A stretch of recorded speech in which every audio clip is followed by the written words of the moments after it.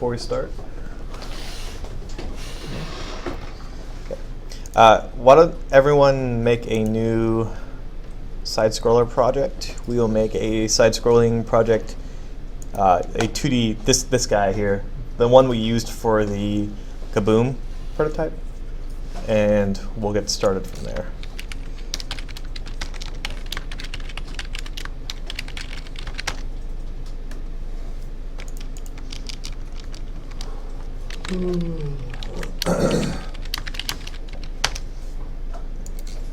This is week 10, right? Yes. Okay.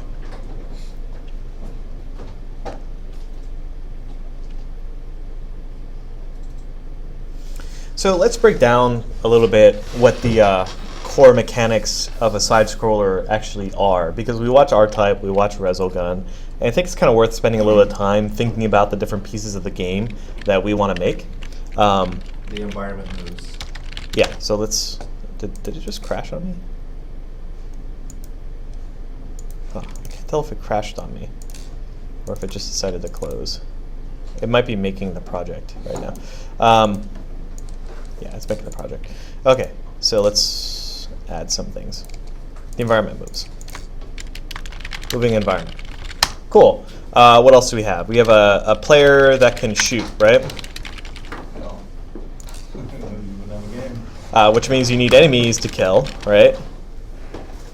What else do we want? Is that really it? That might be it. Right. We have. Those are the basics. Oh, there's obstacles. Obstacles is part of the. Obstacles. Yeah. That would be like. Obstacles that kill the player, right? Yeah, indestructible. Whether it's destructible or not. Yeah. What else is there in a shoot 'em up? Power-ups. Score. Yeah. Okay, so these are like the requirements, right? These are the required pieces, right? All these things are required. I think a power-up is required. Then we have things that are like, no, you don't need a power-up for a shoot 'em up. But it won't be as much fun. It's true. Think like asteroids. Have you guys ever play asteroids? Or like Space Invaders even? Yeah. Like, there's some things that are nice to have. Like score would be nice. Power-ups, sure. What are some other nice to haves? Bombs? Like super bombs? Blow up the whole screen bombs. That kind of bomb, yeah. Yeah. What other things are nice to have in our shoot 'em up? Well, I guess power-ups would be upgrades. Yeah. Score. What about power-ups? Yeah, power-ups are including like weapons, upgrades, etc. What other things? Bosses? Yeah. Would be kind of cool. What other kinds of things would be nice to have? Two-player co-op. Direction. Direction. Instead of just moving like left to right, maybe you can swap direction like Resogun. Sure. That part, I agree that'd be cool. I don't necessarily think that makes it a better or worse game. I think it's a different kind of game that we're making. It'll give it more option, like it'll give it more depth or whatever. Yeah, if you want to make that. I would say that there are games that don't do that and are still really, really good. There are a lot of games that are scrolling shoot 'em ups like that are not allowing you to move back and forth. But we could have something like that. Maybe more. Build your own ship. Oh, build your own ship. Customize ships, different ships. Okay, I think this is probably good. I feel like it's a good list of things that we can shoot for, and then here are the list of things that we absolutely have to have in order to have our game, right? Score includes also saving, loading, progress. Okay, so this is going to be our task list. Yeah, especially if you've got different levels. Oh yeah, different levels. That would be nice to have. Maybe we could go back to codes. What's Put in that? a code to get to this level. Oh yeah, Instead of saving. passwords. Yeah. So this is Let's our. do that instead of saving. That was a lot of fun. I actually missed that. What's that? Codes. Having like pieces of paper all over my house with all these different codes on them to like Yeah. man, so I can get back to the level. Passwords. I just thought just for nostalgia, that was fun. Yeah. I'll put a question mark there. It was fun, or so you think.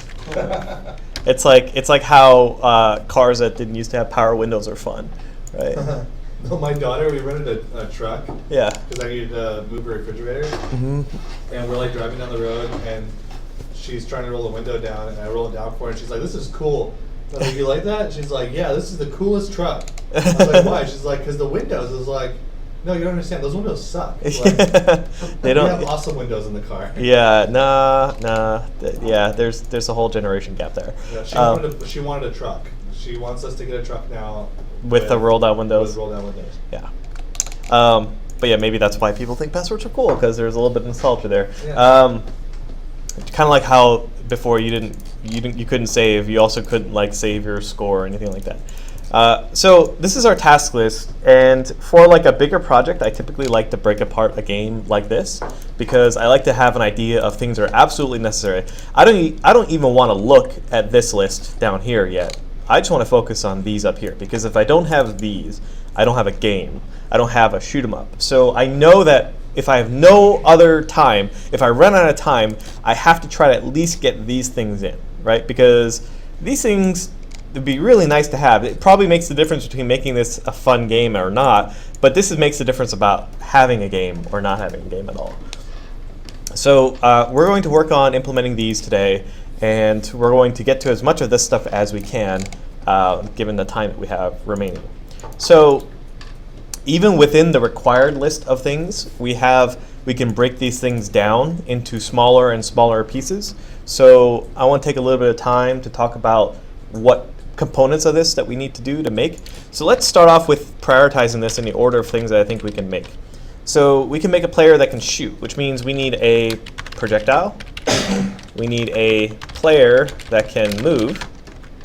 We also need the ability for a player that can fly, right? A projectile that flies through the air, projectile that moves. Then we need a projectile that can hit enemies, right? I'm thinking about each of these parts. We can have, like these two things are actually separate pieces, right? We can have a projectile that moves. We can have something that moves through the air. And then once we have that, we can have that thing that's moving through the air actually hit enemies as well. Once we have these things, we need a player that can fire projectiles, right? So I'm going to just rename this to be the player. Okay. Seem good? We can do all these things. These five things. You also have to be able to take hits too. You have to take damage. Good point. So under enemies to kill. Well, no, like the player has to be able to take damage. Yeah, enemies that shoot projectiles, right? Enemy projectile that hits the player. So here's the difference too. I'm glad you brought that up, because the player should not be able to run into his own projectiles, right? Yeah, projectiles have to be faster. Well, projectiles, there should be two different types of projectiles, I think. One that is the players and one that is the enemies, because you don't want the enemy projectiles hitting other enemies either, right? You want enemies to be able to shoot through each other. So we actually need two. A kills B and B kills A. Yeah, so we're actually going to do this separately. We're going to need projectiles. So I'm going to break this apart here. So we're going to separate out projectiles. We're going to need a player projectile and enemy projectile, because we want each of these things, hits enemies, to have different behavior. Enemies that shoot projectiles, enemies that move.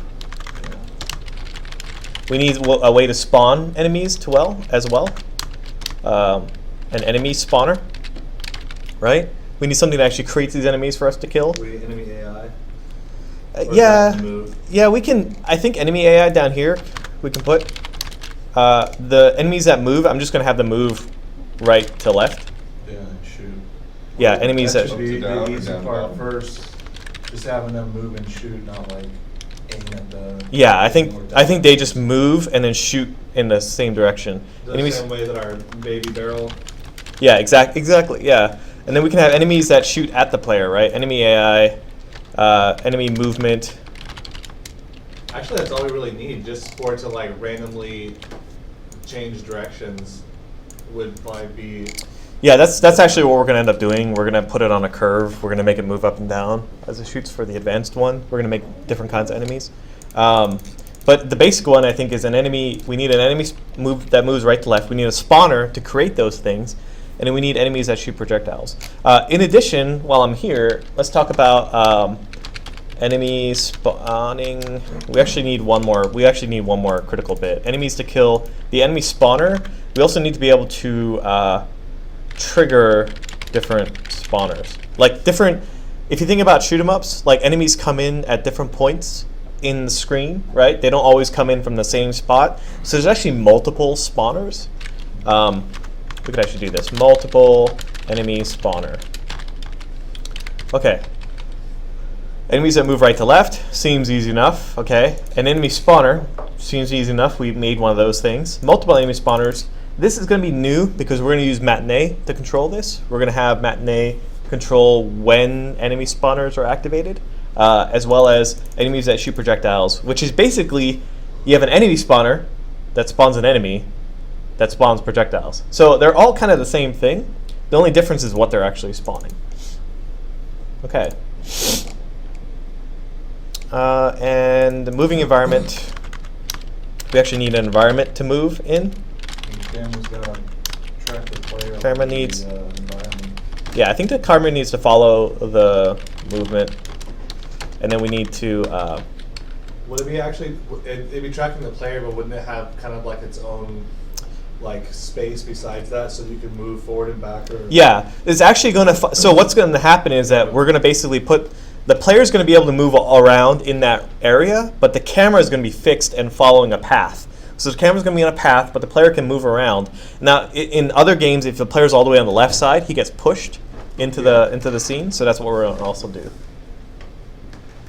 Bounding box. What's that? Like a level bounding box. Yeah. Okay. Are we just gonna make one level? Just one level. We are going to make one level today. Yes. I think that we should have a boss in it. We can definitely do that. I'm intending to have a boss in it for sure.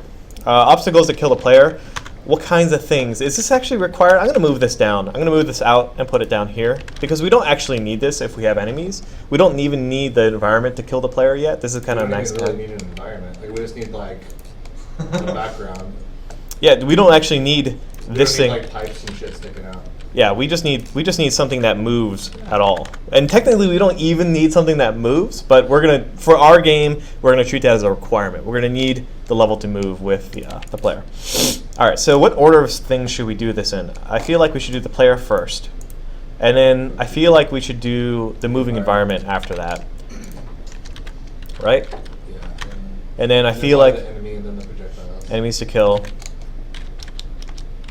I feel like we need we probably need projectiles first before we get enemies to kill, because otherwise we won't be able to get them killable. We're going to spawn them and not have anything to shoot. I think we'll do it in this order. Maybe we'll do it in this order. Okay. Player, projectiles, moving environment, enemies to kill. Okay, I think this is good. So let's do it in that order. So everyone should have a side-scrolling version of the game up. So one of the things, the thing that's nice about this is that it has some of the basics for controls that we can use. Specifically right, left, and jumping I'm not so sure about, but we'll be able to hook up more stuff.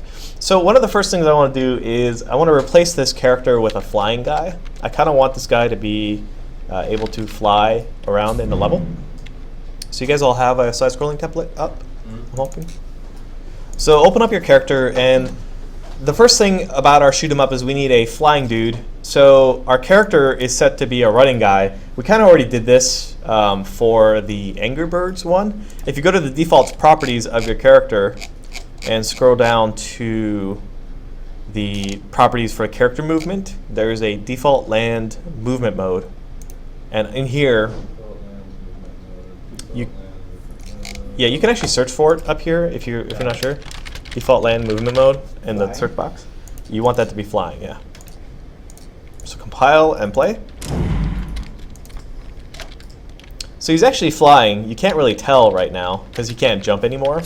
But as a proof, what you can do is you can move his player spawn up in the air, and he moves. Slides now too. What's that? He has no like friction. He slides. Yeah, I mean, he has a little bit of air deceleration, so if you're moving like really slowly, he'll eventually come to a stop like that.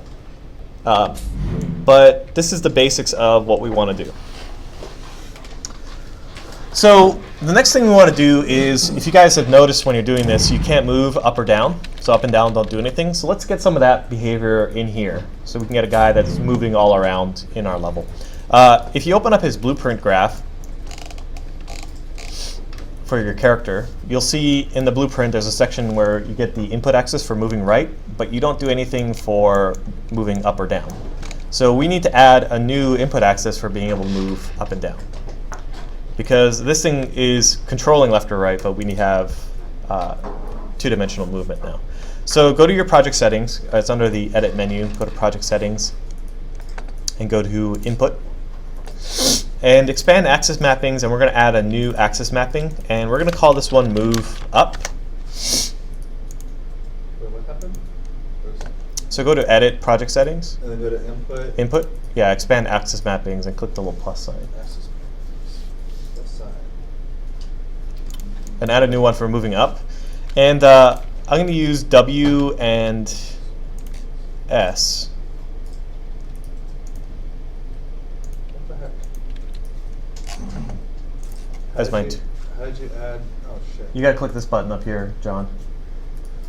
Oh man. I think I just deleted S it. is -1. How do you S is change -1, what it yeah. is? No.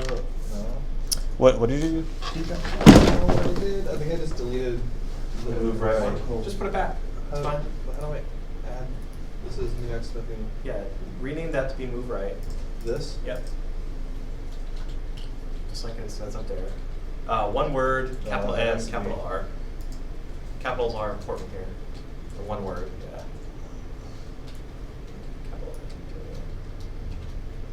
Capital M. The scale, And then change that is that to. still X? Scale will be Is that still S. right to left? S is -1. Can you see that? We should set it on like that. W is 1 and S is -1. So it's keyboard A. Yeah, you could just type A in the search box and you scroll down. Yeah, there's A. Click. Yeah, that's -1. And then add another one for D.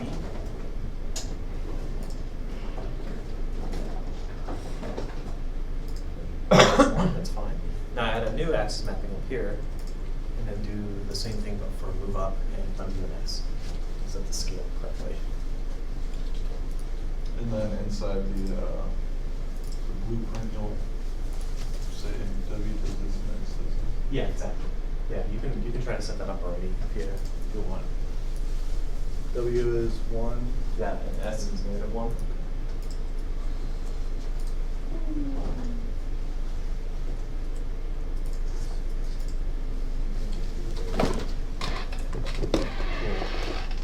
Oh, now I need a big laser. What's that? Now I need a big laser. Yeah. So once you have this axis mapping set up, go ahead and close the settings. And we're going to add a new input movement for this guy. I'm going to expand the little comment box here. And I'm just going to right click and type move up. And you'll find 3 different move ups. You want the one that says axis event move up. And we're just going to copy and paste this add movement input here. And we're going to connect it up to the move up. But we're going to change this world direction here. Instead of y at -1, we're going to put z at 1 instead. This So is we make the input axis move up and the add movement input. yeah, you do both. Just like the one for move right.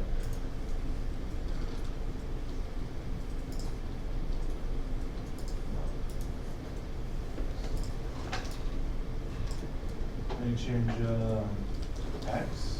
Well, the world direction Is for Z. up is z, yeah.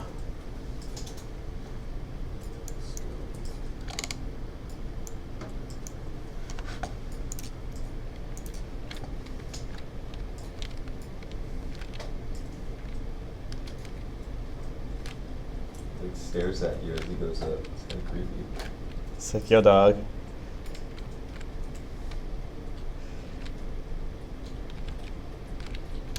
Yeah. You should have a flying guy. Mine's not. It's not Yeah, mine. it's good. Did you set up your double check, John? Double check your inputs here. Target is fine. Target is fine. Check the world direction. Oh.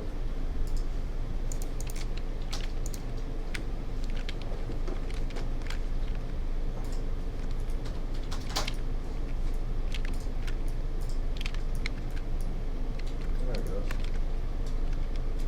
I feel like I'm in Mary Poppins. I love to laugh.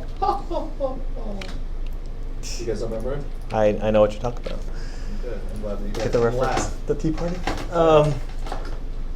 Yeah. What's up? The momentum is like tons. Yeah, so we got to tweak that. Let's get the movement working It's right. kind of slow. Let's do a couple things. First, let's replace this guy. I don't really want a mesh here. I don't want a blue dude for our character, for one thing. So go to his components for your character and click on the mesh, and we're just going to clear out his mesh by clicking on the little yellow arrow and compile, save. Wait, what did you click on? If you click on the mesh here, Uh-huh. and there's a little yellow arrow that's by the skeleton mesh. Oh, the little like loop thing? Yep. Once you do that, compile and reopen the character blueprint, like close the character blueprint and reopen it, because the mesh, for some reason, it's another bug. It doesn't clear the preview. Because instead, we're going to add a static mesh as our ship. Is it going to be a donut? No, We have a lot of donuts. donuts are a thing here. I think it should be a Like a baby. I triangle. just want to say I think it should be a baby. Should be like a triangle. Opinion noted. What's that? Should be like a triangle. Yeah, I think it should just be like a pyramid or something. Like even a cone is fine. I'm going to use a cone, and I'm going to orient it to face towards the orientation of the camera. I love to laugh.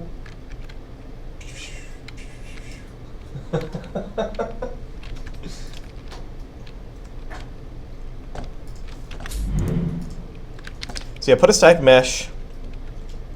Add a new static mesh as like a cone thing. Another thing I want to do is I want this guy to not follow the direction of where he's moving. So there's actually a property for that. So if you go to default properties for the character and say orient rotation to movement, you want to uncheck that guy. Where's this at? In default? In defaults, search for orient. Yeah, and uncheck that guy. So we're not actually deleting the mesh component on You this can't blueprint? actually delete it. It's Okay. because it's part of the character component for some reason. What did I just do? Why do we want to do that? Now my phone's The pointing at me. defaults. But now it's always pointing the same direction, right? Yeah. So what we're going to do is we're going to rotate the player start so it's rotated. So click on your little player start guy and rotate him to face towards the direction that you want your shoot 'em up to move. And that's the reason why we're doing this is because we want this guy to look like this. What'd you click on? Sorry, which part?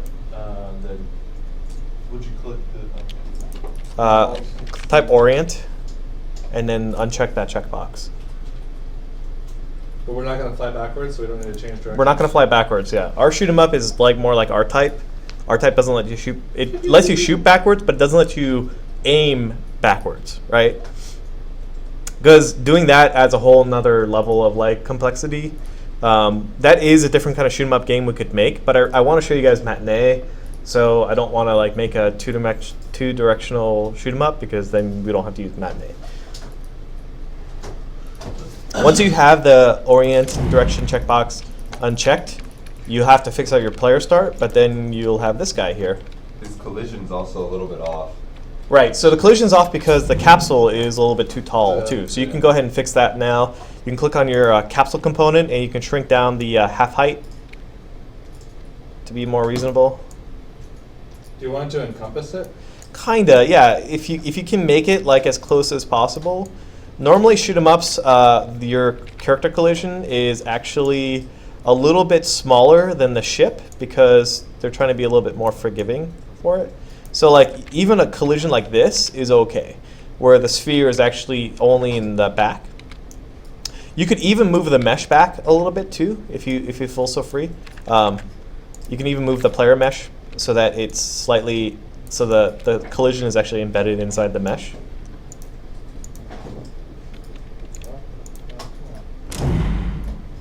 And then you'll be able to test if it works well for you if your character collision, like the collision with the environment, feels good. The capsule doesn't seem to be, or I can't. Can't shrink it. Make sure that you're adjusting both the half height and the radius. Your half height needs to be. I'm just gonna copy your number. Yeah, I'm using 40. 40 for both. It won't let me change And then I move the mesh to be backwards, the player mesh to be backwards, so this thing actually has an offset of -30 in x. You're using 40 for both? What's that? You're using 40 for half height and capsule radius? Yes. Or like 40.39, whatever it ends up turning it For into. some reason, mine is completely different than yours. What, are you using the same mesh? Yeah. What does it look like? Mine's like tall and it almost looks like it did originally. But I have it set to the same. 40 and 40. Try just closing this thing. Try compiling it. Maybe it's probably my fault. It shouldn't, but yeah, just click on the capsule component and just drag that capsule half height. Yeah. Try shrinking it down, as well as the capsule radius. Try shrinking the radius down. Something is up with yours. Increase that. Increase the radius. Yeah, go ahead and increase the radius. Now decrease the capsule half height. Yeah, something is up where it's not letting you do both. So yeah, decrease. Oh. Just now type 40 in both. Yeah, This is so- really buggy, so. Yeah, that's better. Okay. Yeah, and I move my player back a little bit so that these. Okay, I was going to ask you how you do it. I love to laugh. And then we can also tweak the player properties because we want him to not be so floaty. So you can go to his character movement properties and adjust the. There's an acceleration for air. So there's a max fly speed as well as an acceleration. Acceleration is how quickly it moves based on when you pressed it. So we kind of want this thing to be as fast as it was for like the Kaboom game. So I'm going to crank up his max fly speed to be like, I don't know, 1,000. His acceleration needs to be like 5,000. And then the air braking, the braking, deceleration, flying, we're going to crank this guy up as well because we don't want, I'm going to make this thing like 10,000. So character movement. What is it? Max acceleration. You guys tune it to how what you feel like is good for you. This feels pretty good to me. Maybe acceleration could be a little bit faster. I'm going to crank up acceleration to be 50,000. I say a little bit and then multiply by 10. That feels better. What are we tweaking? Just max acceleration and fly speed? I tweaked max acceleration, mostly max acceleration and braking deceleration flying, which it controls how fast you stop when you let go of the key, which we want to kind of stop pretty quickly. Braking speed while flying. Okay.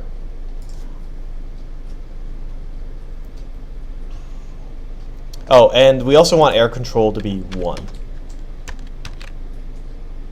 Because for some reason it decides to dampen all of our inputs when we're not. It should feel pretty good to you for flying around.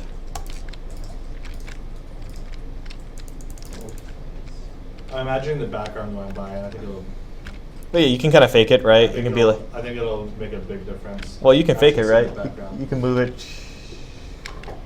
Well, I mean, like when it's just sitting there, but like imagining a background kind of going by it and then changing directions or whatever. Yeah.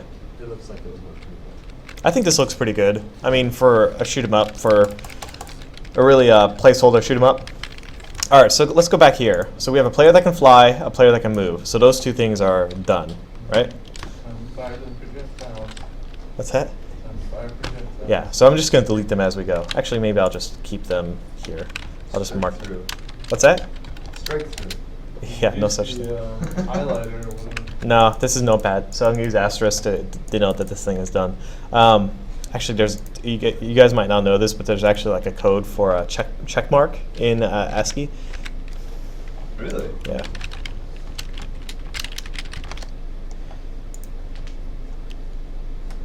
Sorry, Unicode.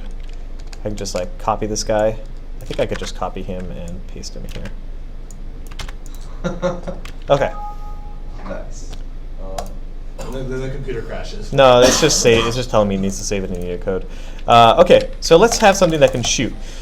So think about what we've done already. We've done a Kaboom game. We've done Angry Birds, right? And in Angry Birds, we did input where you clicked something and it caused it to shoot a ball, right? That's pretty much what we're going to have to do. We're going to click something. This ship is going to shoot a ball or equivalent, which is, for us, we're going to do particles. So we're going to shoot a custom projectile that has an emitter attached to it that's going to look badass, and we're going to shoot it out of the tip of the player. So I want to do something a little bit cooler, though, because if we set it up right, we can use this to shoot like 3 or 4 different projectiles. You guys can imagine like this thing has like a... Like imagine this guy actually, there's one projectile that shoots out of here, right? So it goes like this. But in other games you have like shoot 'em ups that shoot like multiple projectiles, like once you power up, right? Like this, and maybe you have something that's shooting up this way, right? And you have like missiles that are going like crazy, and then you have like a super beam that goes this way. It's nuts. Yeah, you can have all that stuff. So if we set up our projectile correctly, we can do all those things. Plus, remember that we need to have the ability to distinguish between enemy projectiles and player projectiles too. So what we're going to do is we're going to make a projectile that is going to be our base projectile.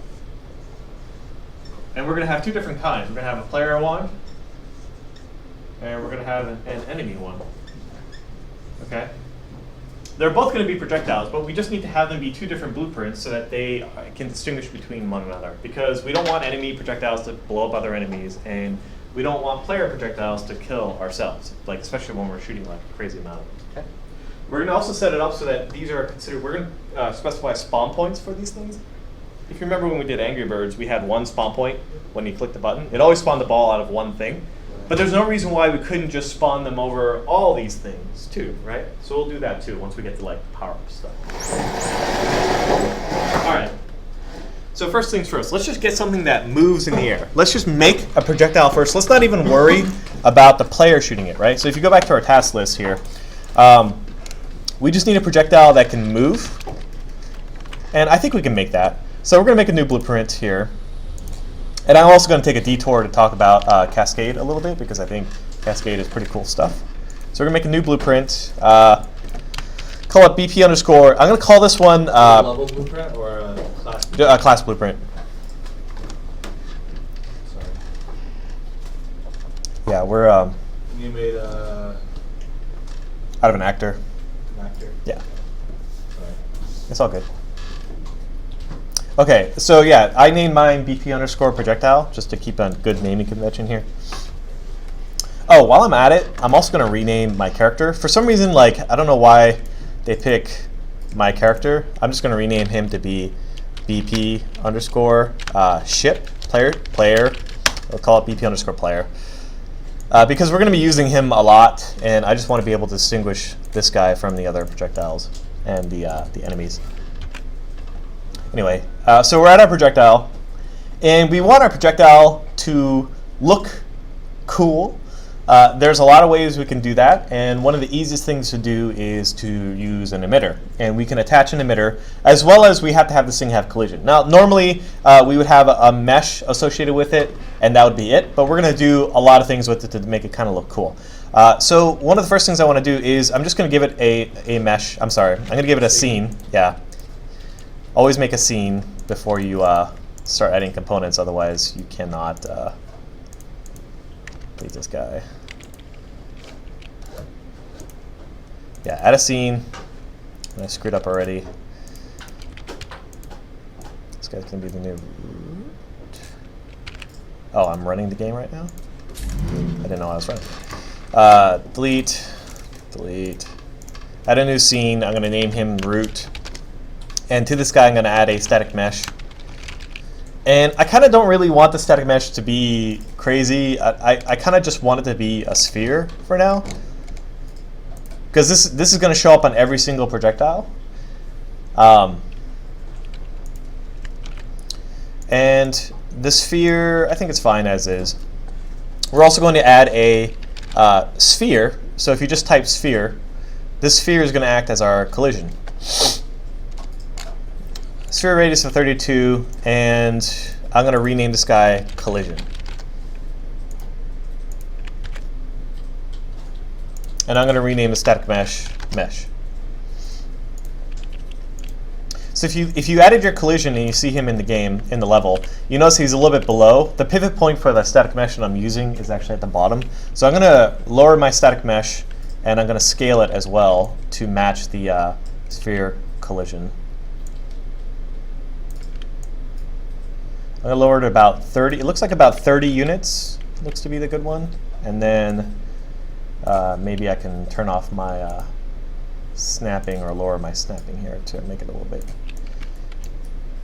easier. Okay, that seems pretty good. So scale of like 0.6. Scale of 0.6 seems pretty reasonable for this guy. That's pretty close. I don't think anyone's going to be able to tell that the sphere and the collision are not exactly matched up. So first things first, let's place this guy in the level.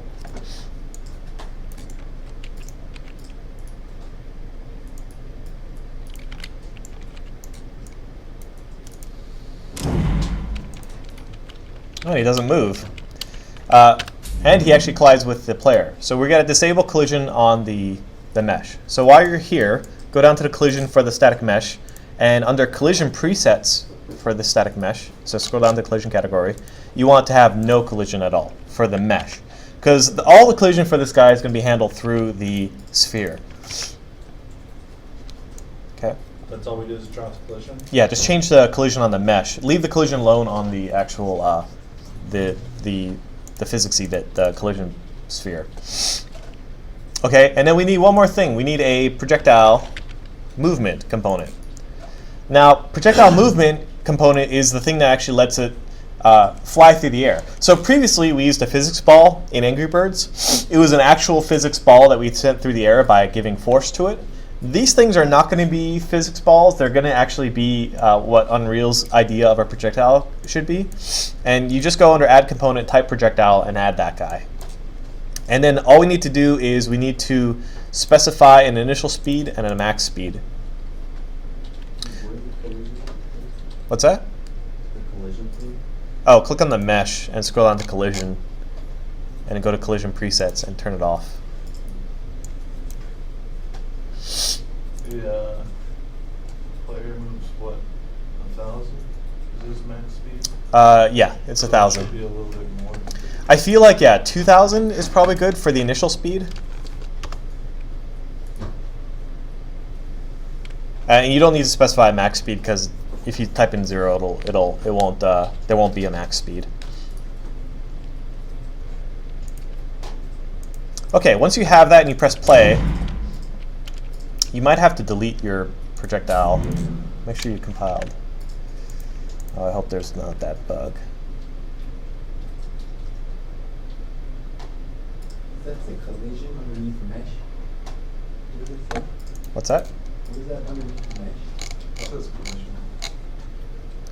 This is, you add a sphere. I just renamed the sphere. I added a sphere and then I renamed it to be the collision. Right, this is the bug. There's a bug in Unreal 4.6. You guys are all using 4.6, right? Yeah. I'm guessing. Yeah. So you run into this problem and I ran into this before, where when you add a projectile movement component after the fact, after the blueprint has been created, you sometimes get this warning. Like, so you'll know this happens if you place the projectile in the level and it doesn't move. So what should be happening is that this thing should be flying around, right? Like it should be flying forward. The problem is that this thing here doesn't think that we have a root component. So the way you fix this is by deleting the scene and re-adding the scene.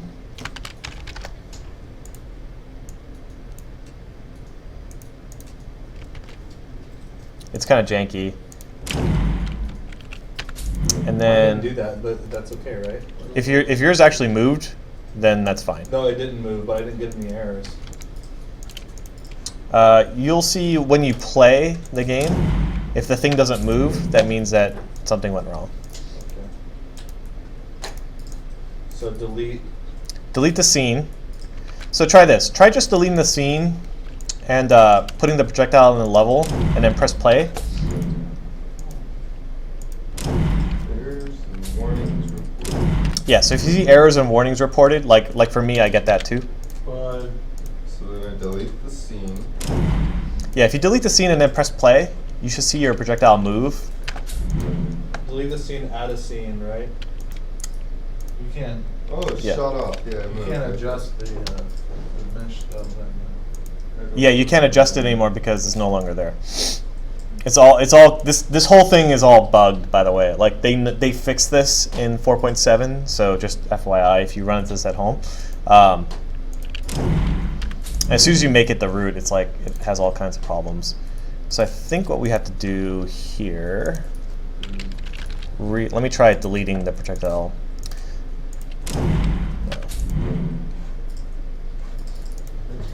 So it works without a scene. Yeah, that's the only kind of weird issue with this. Let's see. We already did this. Sphere. Let me try this. You're doing very fast. Hang on for a second here. Let's try this. Delete your scene and just make your collision the new root, and then make your mesh parented off the collision. Say it again. So look at your components, and if you have your sphere, your collision, make that be the root instead. So just drag that on top and make that the root. Yeah, like that. And then just compile and test that. Cool. Looks like that worked for you. Your projectile actually flew off, so it should, yeah, it should look like that. Yeah, so go to your components and then change your collision to be the root instead. Okay, does it fly? This If trajectory- it flies too fast, just lower the speed for like temporarily. Just take the initial speed and make it like, I don't know, 50. Just move mine and Oh, and another thing too, in your projectile movement, you want to disable gravity. So under projectile gravity scale, it's like right near the top under projectile. Change that to be 0, because we don't want our projectiles to have gravity at all. Projectile gravity scale to 0. Yeah.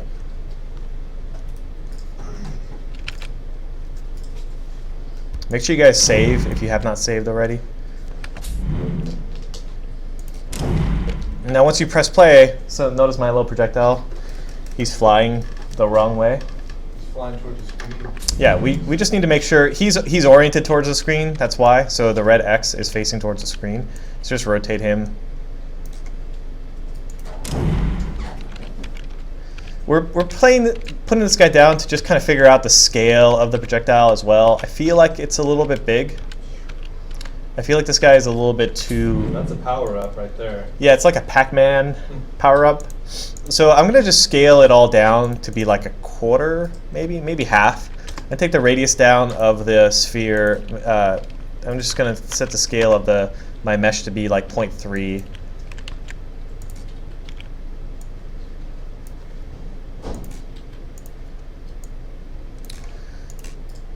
So my collision sphere radius is 16. That doesn't look too bad.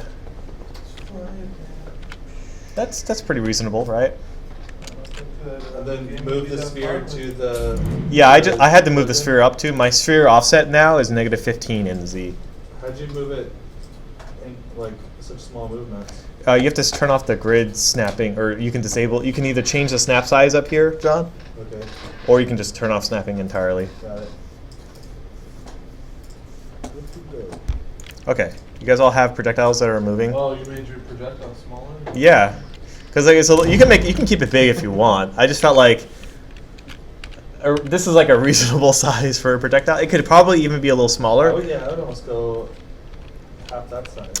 I kind of want to just leave it for now and see how it plays, just because maybe our game is a little bit like slower paced. I don't know. We can always shrink it later, which is the nice part. The So collision's stuck though. what's that? The collision, isn't it stuck? Because the root. No, it's actually moving the collision with it. If I do, No, I mean, the collision, you can't make it smaller, or you can make it smaller. It normally you can't like scale the root component, but this thing we're not scaling the collision. We're just adjusting the sphere radius. The sphere radius is a property on the root, so we can just change that. What, 15? I changed it to be 16. It's half of the default. Seems to work pretty well.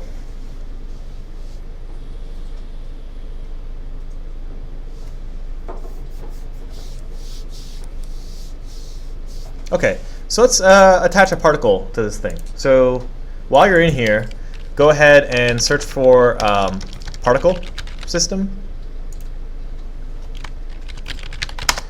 And for now, let's just pick something like fire.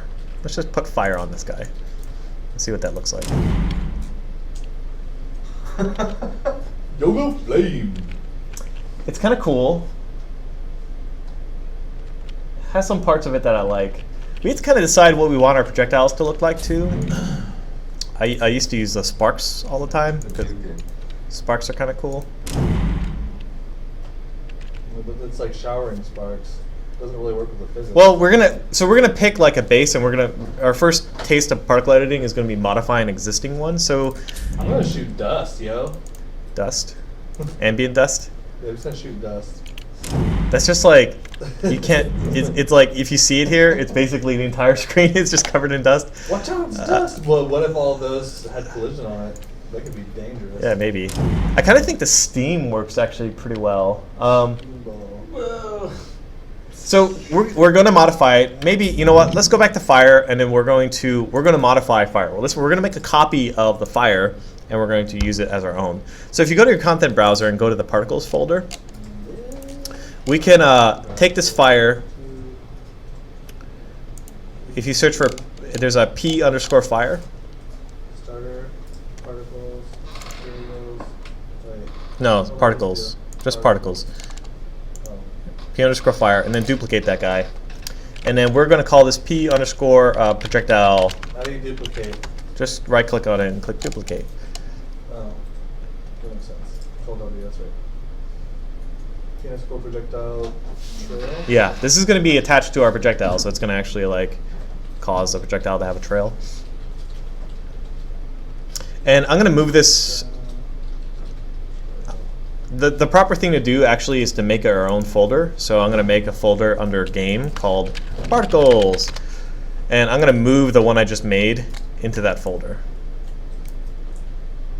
Where did you make the folder at? Just under root, the game folder. Well, how do you add folders? New Just- folder. And name it particles. Yeah, and then click and drag your projectile trail thing into the particles folder, and make sure you click move here. Move, yeah. And then double click on it once you've moved it. So this is Cascade. This actually hasn't changed almost at all from Unreal 3. If you guys have ever used Unreal 3's Cascade, you guys ever use any? Have you guys ever used any particle editors in the past? No. At all? No? Not any of your classes. So let me explain a little bit about what the particle editor is and why it's so good. Like our particle editor on Overwatch it's very, very different. It still has a lot of the same ideas though, where particles are mostly made up of emitters. So there's a difference between a particle and an emitter. Let me first explain what that is. A particle is a collection of emitters. That's all it is. And an emitter is a collection of modules. Now, here, how many emitters do I have? 1, 2, 3. I have 6 emitters here. An emitter is just something that physically emits something into the world. It actually causes either a mesh or a sprite to be created. And each emitter has its own properties about how often it spawns. It has things like, what do you want to spawn? It also has all these modules that control various properties, like how big do you want to be? What color do you want this thing to be? Or how fast do you want this thing to move? It also allows you to modify things over the lifetime of that emitter. So you can take something like, hey, I want to spawn something and I want to control the color of it as it dies. So the longer it lives, it goes from red to blue, or red to black in this case for smoke, right? So this is an example of a particle system that's already set up for us. And I like to use this because it's a lot easier to tweak existing stuff to begin with than it is to like start brand new, because there's just so many options. And one of the first things I like to do is I try to identify which of these things that I want to edit first. And so in each of these emitters that you have a bunch of controls, and the emitter modules are just listed down here. And you can always add more modules. You can notice how some of these things don't have as many modules as others. So like this guy here, which are the embers, these are like the little floaty, the circular little floaty bits that fly up. They're GPU emitters. GPU emitters are kind of a special thing. If you guys ever watch Infamous Second Son, they use the GPU emitters quite heavily. They're basically usually just single points that have very little data. They mostly have positional data and color data. So like, but you can have millions of these. For instance, like normally in a game, you wouldn't be able to have millions and millions of these particles. But in the case of GPU, if I click on one of these modules, like the required module, or the spawn module I want instead, and I go to the rate, and let's just crank this thing up to be like 5,000. It's like, it's a lot of particles, but what's crazy is that you can go a lot heavier. And it still maintains the frame rate. That is 816,000 particles It's like that are a rocket spawning. trail. And the frame rate is still really good. And the reason why the frame rate is so good is because they're very simple, right? These are mostly relegated to simple dots of color, but GPU particles are really powerful because when you combine them with other emitters, you get really cool effects. So you get like a smoke effect. You can do kind of other crazy things that you want. I'm kind of scared of going higher than 500,000 because 1 million is kind of crazy. This was at 30 before, so. But just giving you in mind that if you see the word GPU sprites in there, you can create a module or an emitter that has GPU sprites and lets you control the behavior. Same thing with these sparks. So these little things that are flying off are also GPU sprites. So you can also crank up the spawn rate of these. Right? It looks like the sparks. Yeah. Those Okay. I don't like as much. So let me just go over the editor kind of more in detail. So I talked about these. These are emitters, and these are all modules. And you can see some of the modules that they use to make the fire, right? Some of these are self-explanatory, like lifetime, how long each of those little things live for. This is per emitter. Initial size, how big that thing is when it starts, right? So you can also disable some of these things. Like if I want to say disable sparks because they're kind of obscene right now, these buttons at the top control the various drawing behaviors of this. So clicking on this disables that emitter completely. You can click on this guy to show you a different way to render that emitter. So I'm going to disable embers and distortion and smoke and flames 1. So this is the only thing that's left. So if I uncheck this guy, it basically disables all of them. I can also change the rendering type here with the middle checkbox to control what it looks like when it's actually drawing. This one is basically a way to quickly do that, so you can disable all of them except for one. So I can go through here and... So if you're trying to identify and work with a single emitter, you can do that. Sometimes you want to just filter a collection. So here, like initial size, like this thing here has a property called start size. And so on the bottom left is property grid, and every single one of these modules has the ability to control what the distribution looks like. You can either say that I want this thing to be a range. I want this thing to be between 1 meter big and 2 meters big. Or you can say always pick 2 meters big. Or you can do things based on a curve. So you get all these different properties. You can also control the particle parameter lets you control this specific property through blueprint. So you can have blueprint control some of your module properties if you have it set up as a parameter. So you basically pick this guy, you give it a name, and then you can tweak any of the inputs. So the inputs map to the outputs. We're not going to get into that, but just FYI, this is how you do things like, hey, I'm charging up a weapon, and the stronger my charge is, I want my projectile to look bigger because I'm going to make the particle bigger, right?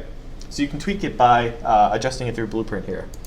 For now, you can also have it be a constant. So I can say, hey, what is the size of this thing going to be? Well, 1 and 1 and 1 means that this thing is basically super tiny, or 50, 50, 50, I can make it big, or this is XYZ scale, or 500, 500, 500, right?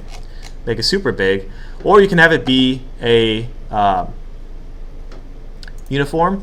So you can have a max and a min. So I can say anywhere between 10 as the min scale up to 100.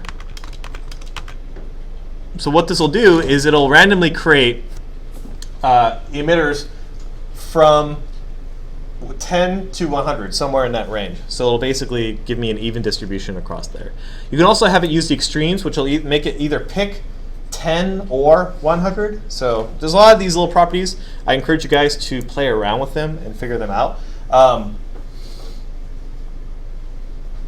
There's a lot of properties up here. Particle LOD is pretty important. It will try to generate auto LODs for you, but in our case, we're not really worrying about it. LODs will become more important if you have a lot of these emitters. Right. So we were making our projectile have an emitter property to it. So you guys can play around with it a bunch. Like things like the sparks here, like I set it up so that they have a lot more. But like initial velocity and constant acceleration, these things control how it goes. So constant acceleration is constantly making these things fall. If I don't want these things to fall, or maybe I want them to fall upwards, I can make this thing like 300, so they'll go upwards. Or I could just have them not go anywhere at all, and they go like that. They also are currently spawning with an initial velocity here. And the initial velocity is between 35 and 5. 35 in X and 5 in Z, and 60 and 10. So it's always going to spawn upwards. If I want to go a little bit downwards and maybe more of a radial, maybe I can do this too. Let's see. Max and min. Maybe I want this thing to be 10 and negative 10. And it's also using a sphere for negative Z. So there's two things that I changed here. One was the initial velocity, which is how fast the direction it moves, and then the sphere is controlling that it spawns within a circle. So anywhere within a circle it's allowed to spawn. And I can just have it spawn on the surface only. Let me just disable this guy. You can also click on these little checkboxes here to turn off the module too, if you just always want to spawn. Like in this case here, I always want to spawn from a single point. Let me so notice here I have an initial velocity for these things and nothing else is turned on. And if I just have it be a uniform 60 meters per second in all directions, see here it's like a starburst, but it's all spawning from the same point. It's all spawning in one single point. If I turn on the sphere, it'll spawn within a sphere in a radius that I choose. So I can click on the sphere and change the radius. I can make it bigger. So I can make it be like much, much bigger, or tiny still, like so.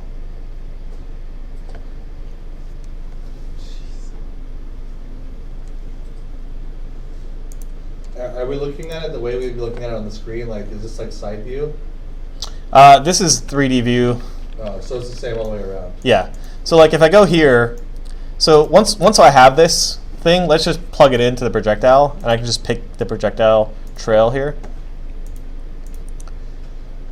might be kind of crazy. The frame rate might be a little bit suffering.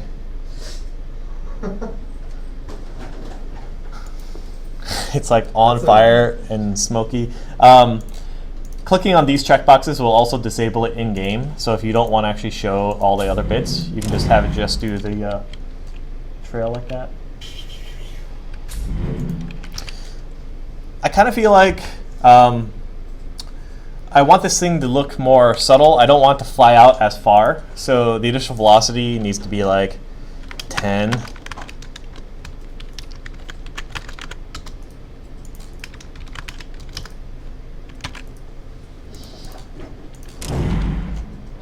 Maybe even a little smaller. Maybe I just turn off initial velocity and crank down the radius, maybe to even turn off the sphere. So it's all spawning within a single point, or maybe I just take the initial velocity only. Look at that little guy. He's really trying.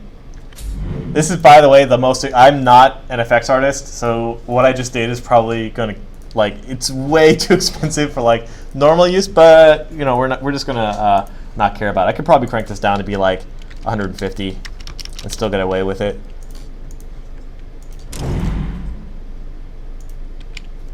Yeah, something like that, and then we'll make it bigger because why not? So we'll go here and.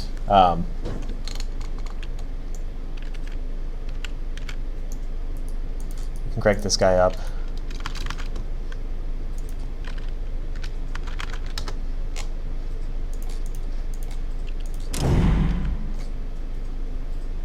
Something like that, right? A little bit of a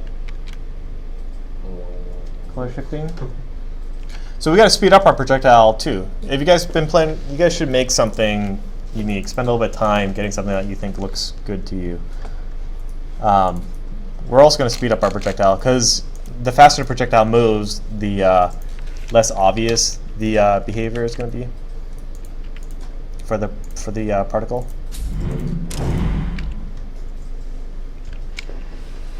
Okay, I think I like that. Let's actually have it move at the real speed. Maybe 1200.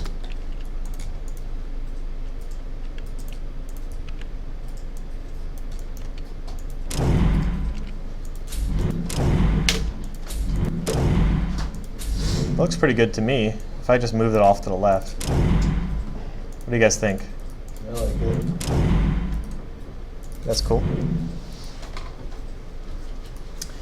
If you're really interested in doing this kind of work and maybe you want to be an effects artist, I don't know. We have like 3 effects artists. One guy that came from Diablo 3 that did all the spell effects and ability effects in Diablo 3, and he does a lot of our effects for Overwatch. We have another effects artist, and she comes from Diablo 3 as well, and she does a lot of our abilities. We just picked up another guy who did not come from Diablo 3. But yeah, we have 3 effects artists, and all they do all day is work with gameplay programmers and other artists and make various particle effects as well as material effects in the game. So they make the game look like how it is. So if you enjoy that kind of work, then maybe effects artist is for you. They're hard to find. Good effects artists. I don't know what the hell this is.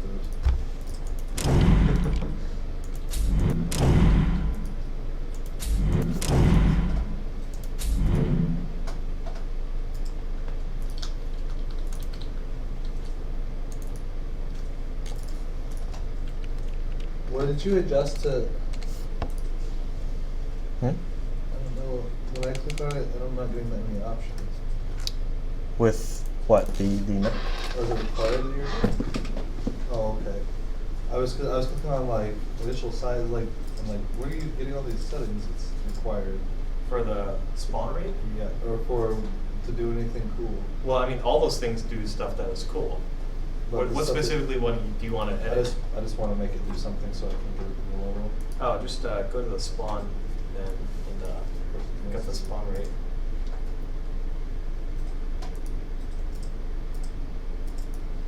But I don't know what this is. Expand that. No, on the left. Yeah. What is it?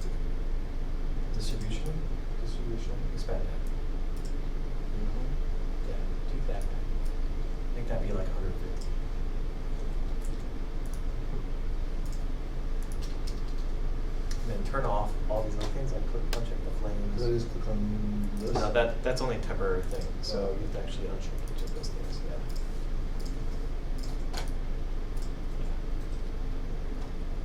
And then you did something with the. Uncheck the constant acceleration, and uncheck the sphere. And then go to initial velocity, and expand the start velocity, expand the distribution. And I made these like 30 across the board for the max, and then negative 30 for the min. Negative 30? Yeah.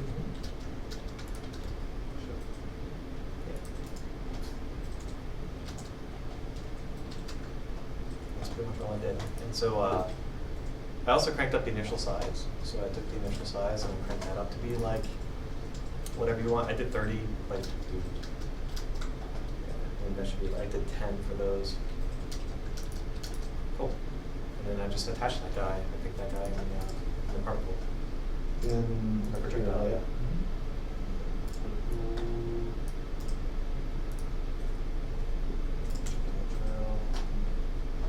And That's it. So play it into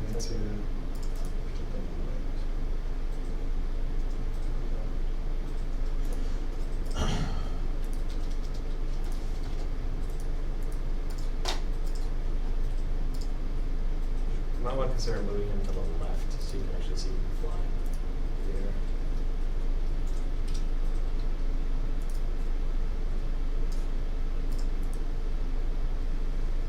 That can work. I don't like it. You don't like it? I like the like kind of sliciness of it. Very slicey. Okay.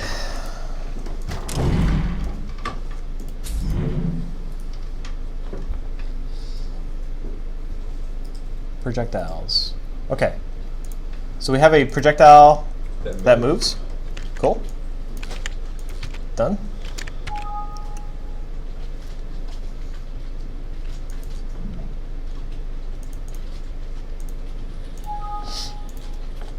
Okay. We need a projectile that the player can shoot. So now we have a projectile. We need to separate that out though. Remember, we need a player version of this projectile and then an enemy version of the projectile as well. Can we all save at the same time right now so that when you're doing stuff, mine's not saving? You know what I mean? Oh, like so like synchronize our autosaves. Because every time you start doing something fancy, my computer starts saving. I'm like, damn it! And then I can't catch up. you could turn off the autosave if you really want. That sounds risky. That does sound risky. I'm running off a hard drive too, so I'm not sure why it takes so long. Okay, just let me know when you're done saving. And then we'll set up the player to shoot. Okay, I'm ready. So it's nice. We set this thing up to be a player projectile. We have a lot of properties of it that we like. I think the only thing left we need to do is make a blueprint for the player one. So this projectile is great. It works nicely. But remember that we need to not have this thing collide with a player and only collide with the enemies. So we need an enemy version of this projectile as well as a player version of this projectile too. So we're going to right-click on the projectile blueprint and create a blueprint based on this. And we're going to do that 2 times. So we're going to do that once and then one more time after that. And for now, we're not going to do anything with those. I'm just going to do 2 times, and I'm going to rename the 2 children that it made. Projectile child is going to become projectile player. Projectile underscore player. That will forever be.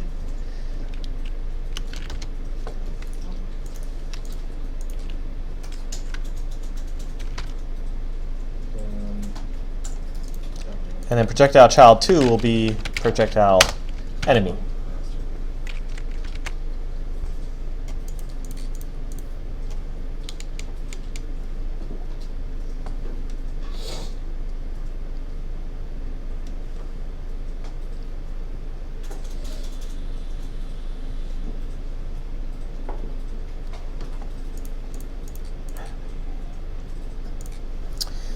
So that takes care of this guy right here. A player projectile and an enemy projectile. Okay. So next thing, we need a player that can fire projectiles. Cool. So this player needs ability to shoot something. So first, let's create a key that shoots the projectile. So go to Input. So Project Settings, again, go into Edit and then go to Project Settings.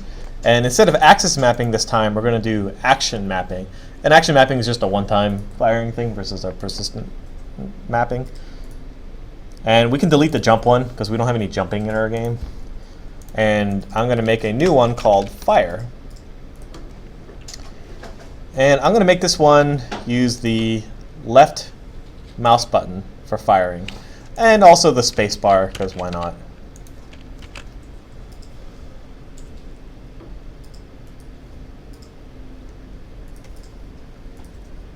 So left mouse button. Yeah, and I did space bar too. For space bar. Yeah.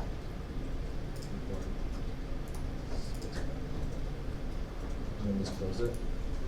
Yep, you can just close it then. And then open up the player blueprint now. And delete the jump section. We're not going to do any of that.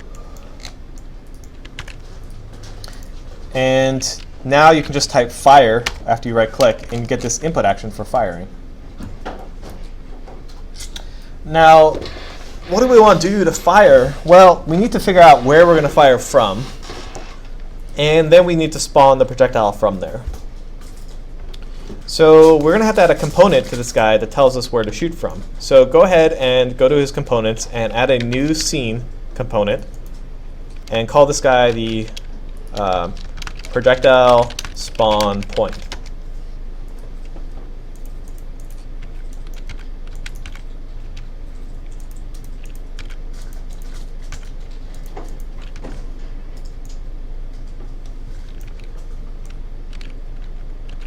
What are you dragging in? Did you add a mesh? It's a scene. That's not going to interfere with our. Oh no, it's a different one. What's that? Wait, how'd you? We deleted the scene off the projectile, right? Yeah, no, it doesn't interfere. Just add a scene component to your player. And rename it. And that's all I did here. I'm just using a scene component as a spawn point, as a place to put the projectile when it gets created. Oh, okay. I'm going to move it to like almost be at the tip. So like right there.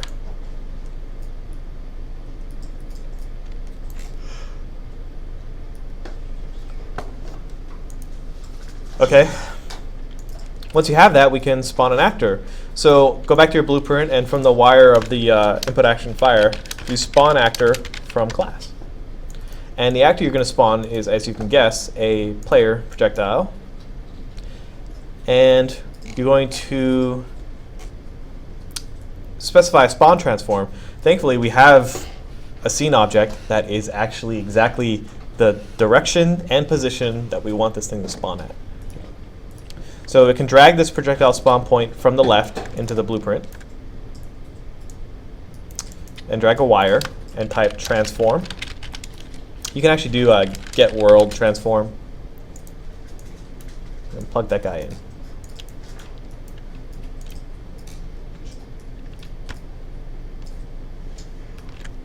And save. And play.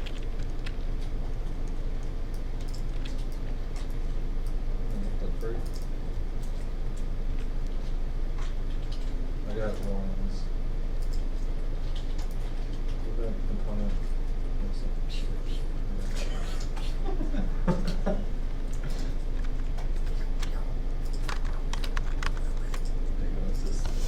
That game locked up. Pull out structure coming at I you. got an error. You like my product? The movement Yeah. component, projectile movement 1 must update movement It's like one of component. those things. Yeah, so go back to your really components. slow and just Right. couldn't figure out what to say in it. You know this is coming for you. Player projectile spawn point. It's right here. Just play. Go to play anyway. Even more pants and sweatshirt. So that now you're getting the problem that we were getting. Remember what I said? Remember when I said the warning that Oh, happens yeah. that causes the projectile not to move? So go back to your projectile. Yeah, the I base thought one. my class was like Um, So I could delete out. I did what you did though. Yeah, the problem is that each of the different components, here, let's just see. Each of the new blueprints that we made, I think might have that problem too. I don't know where it happened in my game viewport. Whoa. Hey, those are faster. Oh, these are definitely faster. I just beat mine up. Try this. Try deleting your projectile component and re-adding it. Maybe 500. Wait. This one here, delete that projectile movement component. Delete it, compile, and then re-add the projectile.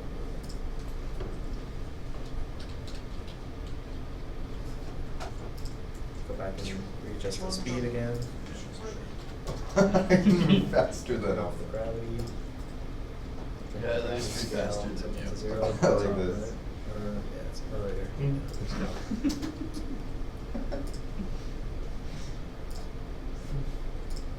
Stuck in the wall. That works now. Is he moving his Cool. projectiles? Why does it keep moving? So yeah, you should have something that looks like this.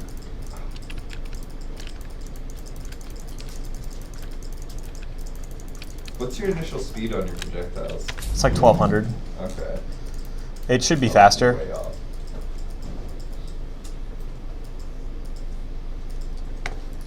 Um,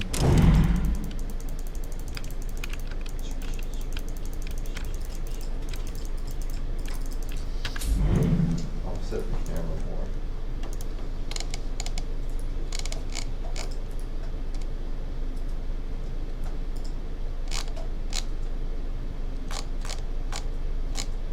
okay. I'm gonna crank up the speed a little bit, maybe 1500 instead.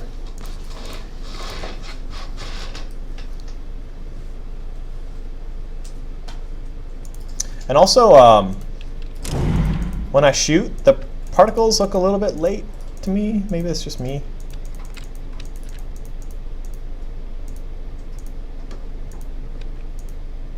I think it's just because they kind of I kind of don't like that the whole thing disappears too when the projectile dies.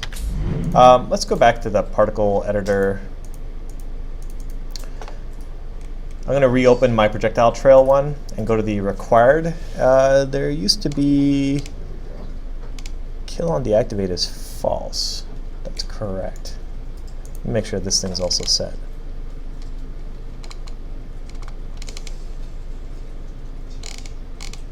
All right, because this thing is actually a child of our projectile, we actually need our projectile to live a little longer.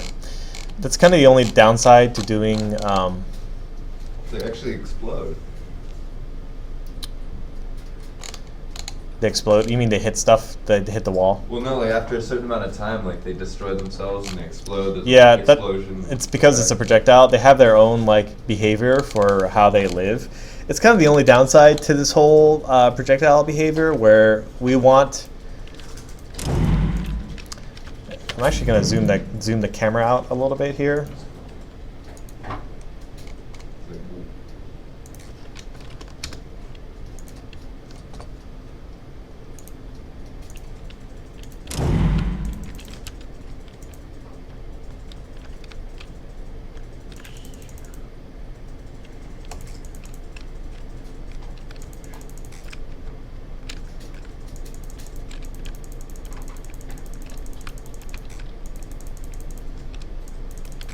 I think that looks fine.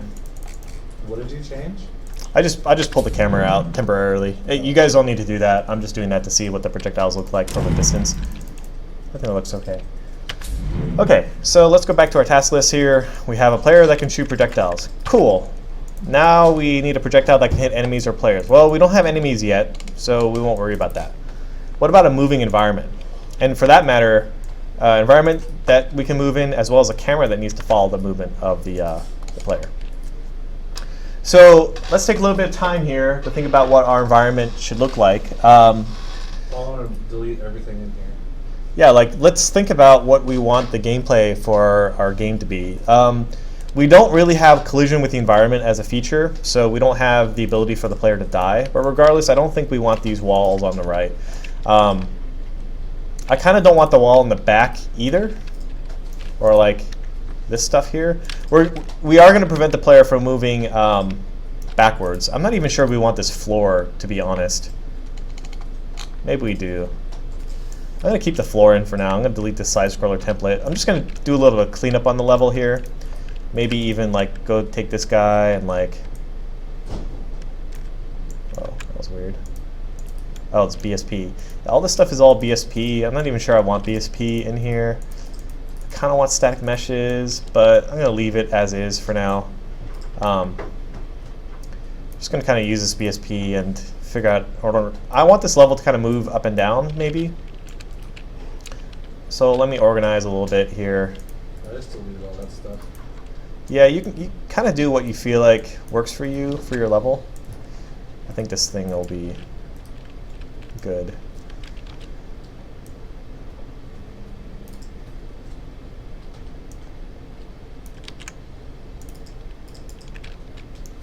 Maybe I want this thing.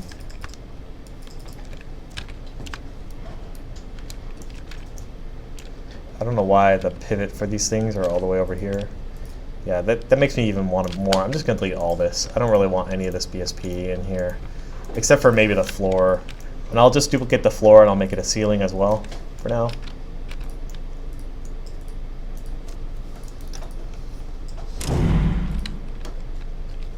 Or a bare bones level here. Let me just take these two things. I'm just going to duplicate them out. I'll turn my snapping back on here. 10.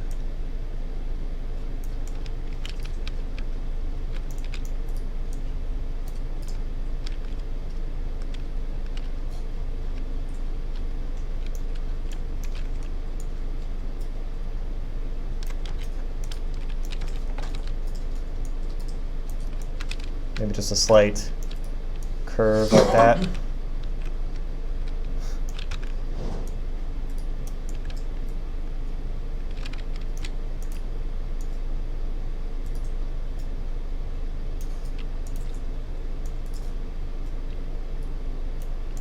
Is that a third section you added? Yeah. I'm not trying to be super specific about how I'm making this. I really just want something broad, and then maybe it flattens out again at the end. I'll take these two pieces and I'll duplicate them again.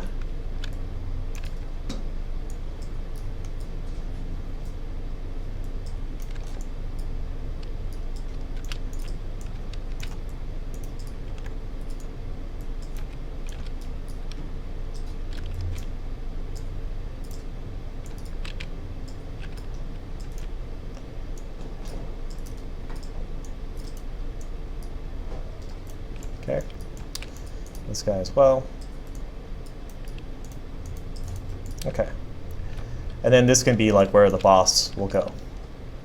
And just to give a sense of like depth for our game, I'm gonna scatter around like a few just random objects. You guys are welcome to kind of do whatever objects you want, but it's kind of hard to tell how close or far away you are from the environment when you're playing like this. So let's add some props and or shapes. I'm just going to throw a bunch of spheres around in the level. Kind of odd, but it'll make it so that you get a sense of perspective. I'm going to scale the, just duplicate some of these spheres and scale some of them around. Maybe they're planets, I don't know.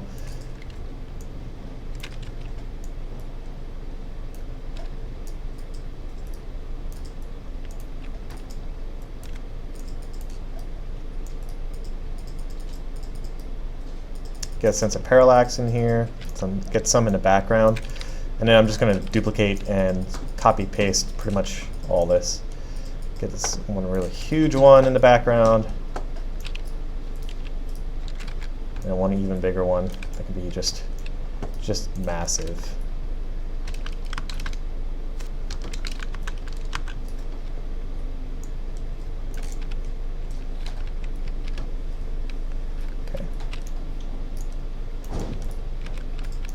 Reason being so that when I fly through, I get this like, I can at least tell object, right? And there's a planet in the background. I don't know. Making sure that these things aren't actually in the play space either. It's probably good. And then I'm going to take all these guys and I'm going to shift select them in the hierarchy, the scene outliner. And I'm actually going to create a group out of these guys so they move together. And then I could just duplicate the whole group.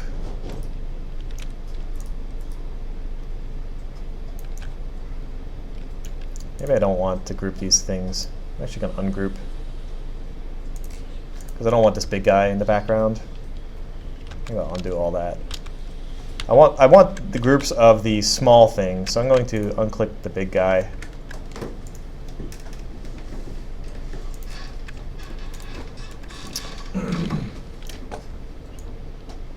You guys can take this time to kind of make your level whatever you want. Not really sure what exactly it's going to look like. I'm going to just rotate these things around, put them at an angle, like so. Rotate again. Rotate these things again.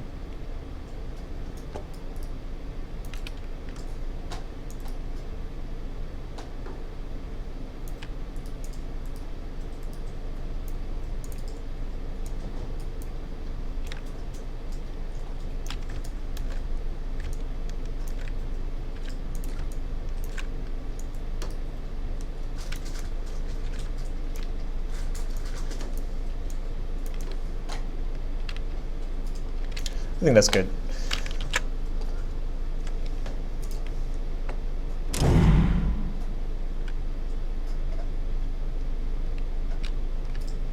That one's huge. Maybe I want to get rid of that one. Okay.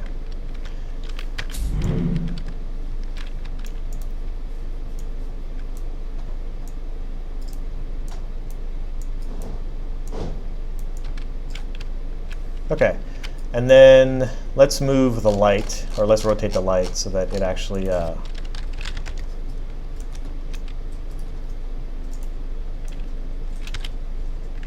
is oriented, so that's kind of lighting everything this way.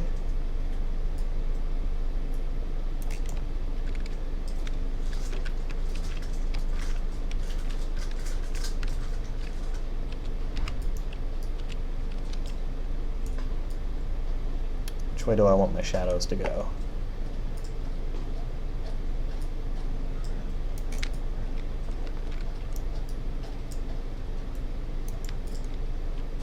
Maybe like this. And then we'll rebuild the lighting. Build everything. Okay, so I think that takes care of this, environment to movement.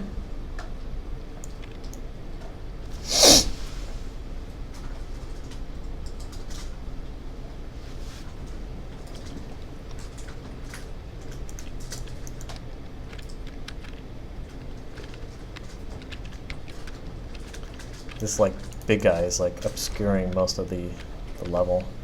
That's fine. I can add a light here.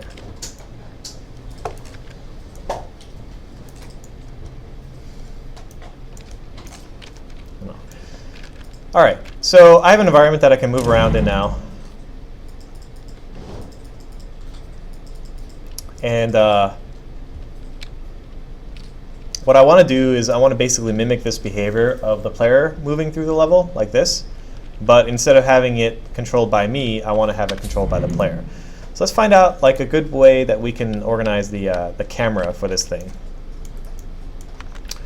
So right now the camera is attached to the player.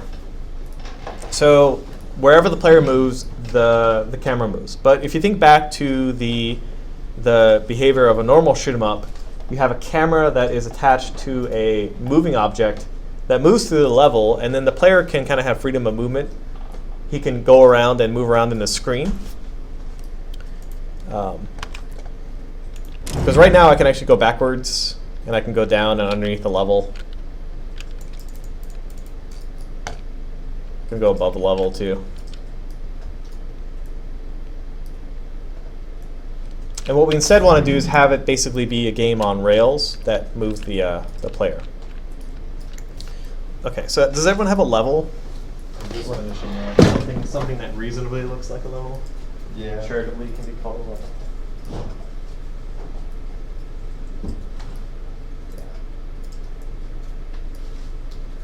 What's going on, Dustin? Just hanging out. Cool. Okay.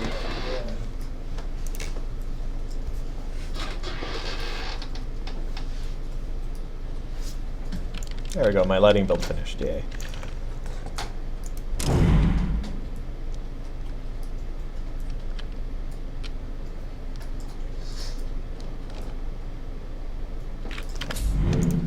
I'm bring the camera in a little bit more.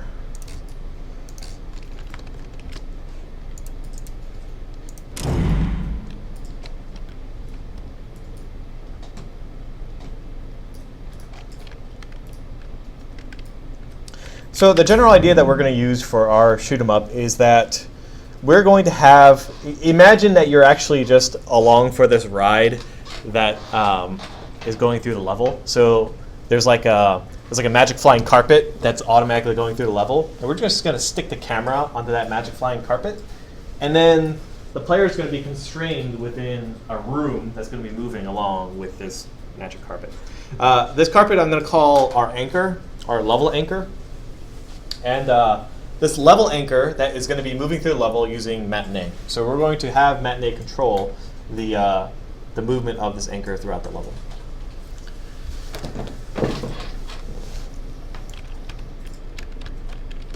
And then we're going to stick a camera onto it.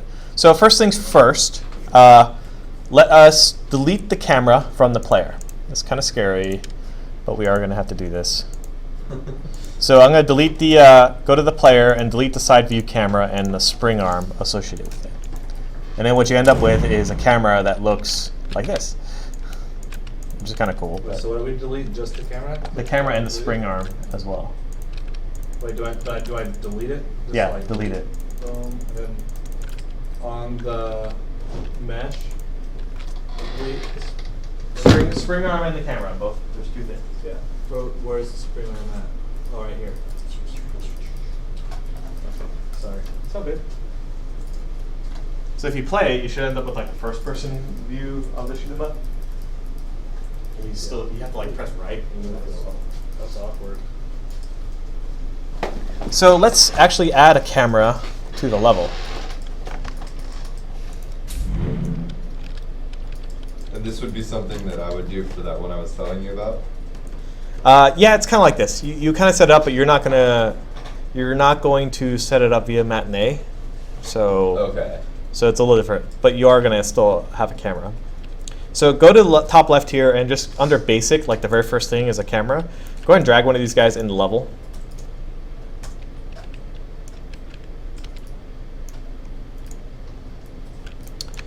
And make sure it's oriented the correct way. You get a little preview window, so I got to spin it around 180 degrees.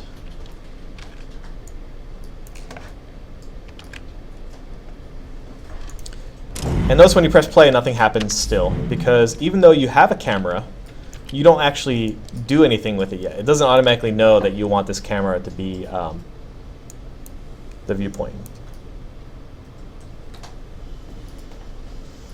This is a new option, auto activate for player. It's kind of cool. So we can use that. Let me show you guys two different ways to do it, I guess. So once you have your camera placed,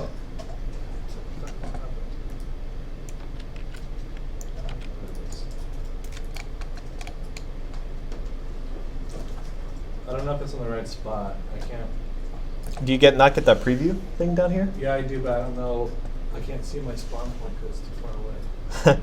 Well, okay, so once you have that placed, just in this drop-down box on the bottom right under auto player activation, just pick player 0.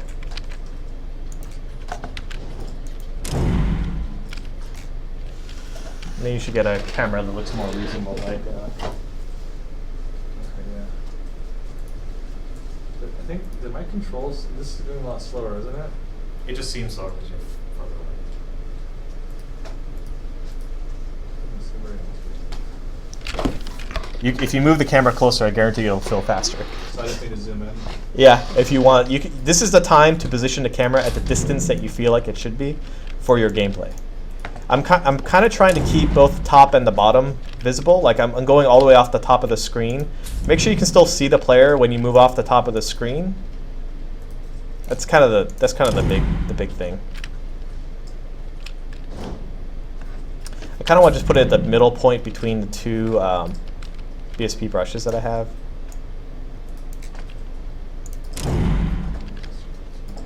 So, what do you do with the camera after? So there's two ways to do it. I'm going to show you the easy way, which is just in a drop-down box for auto player activation, pick player 0. And if you wanted to do it a different way, let's say you had multiple cameras, you would set the view target using a blueprint function to be this camera.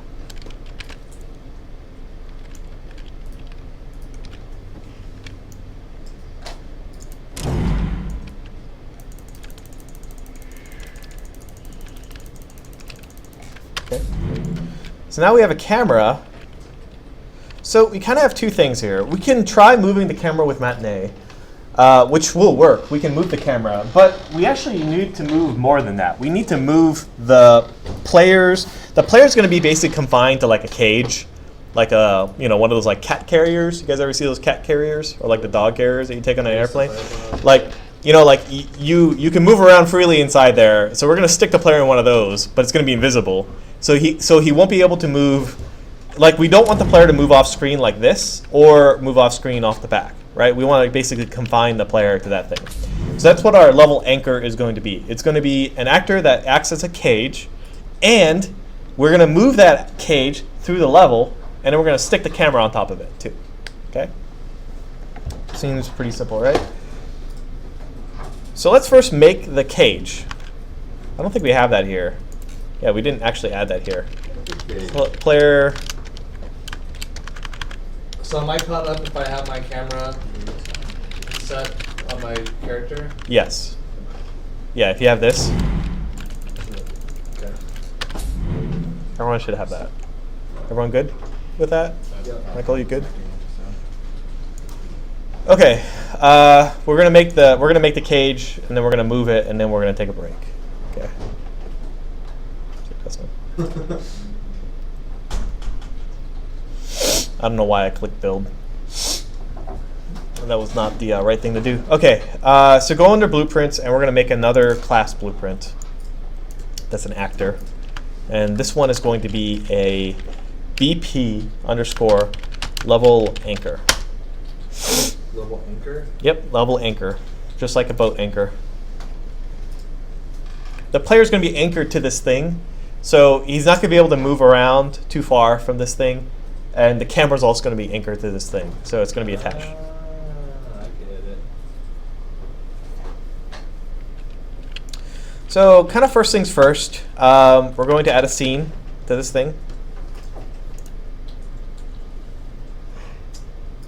Call it root. What? I'm getting weird. Scene capture. Yeah, Cube, don't worry about it, just add the scene. shape sphere. Yep, just add the scene. It's because you have a sphere selected in the content browser. So it doesn't matter. Yeah, it doesn't change it at all. It only makes it so that you can add. If you see that, it's going to try to use that mesh that you have selected in a meaningful way, but it's just a scene component, so it doesn't have a way to use it, so it doesn't do anything. Let's add a billboard.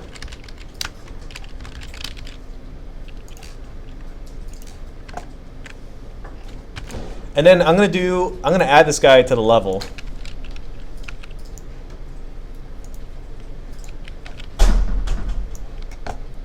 So go ahead and drag the level anchor into the level.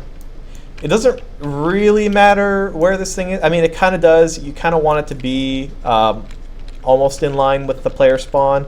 You want it to be on somewhat close because it needs to block the player spawn. And the height should kind of be the same.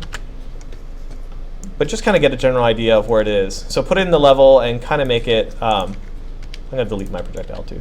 Kind of make it lined up with the player spawn.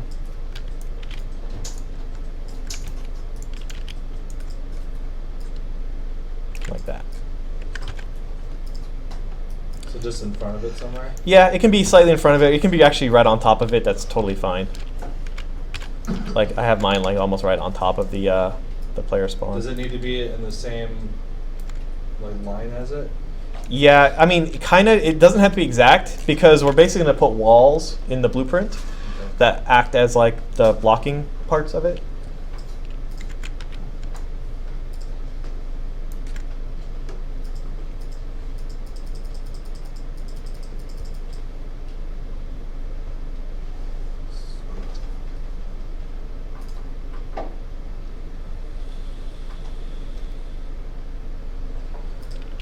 Okay, once you have that, go back to your level anchor blueprint, and we're going to add 2 boxes. Just go ahead and add 2 boxes to this guy.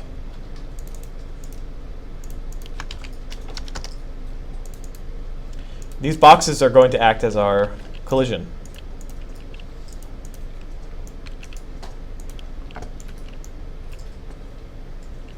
Box 1, I'm going to move to be like, oh, I don't know, negative 1,000 in X.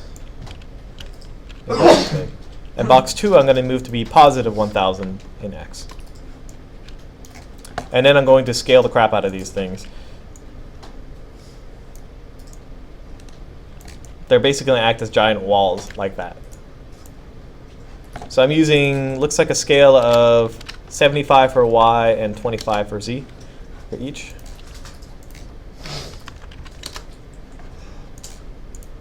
If you go back into your level, looks like they're not on the right side. Would you say 75 for Y? Yeah.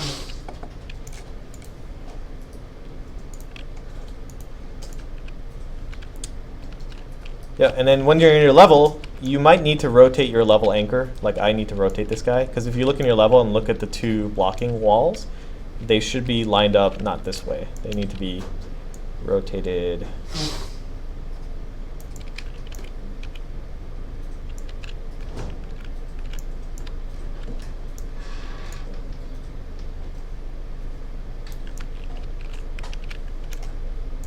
.90 degrees around Z.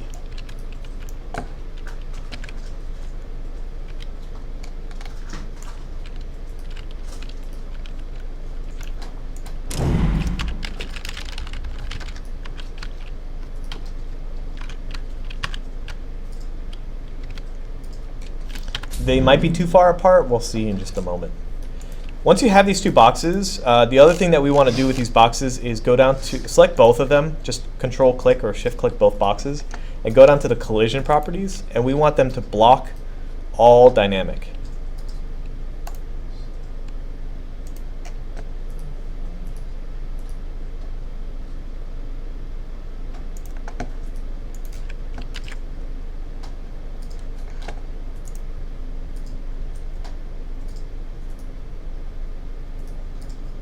What were you saying to do in the level? You had to.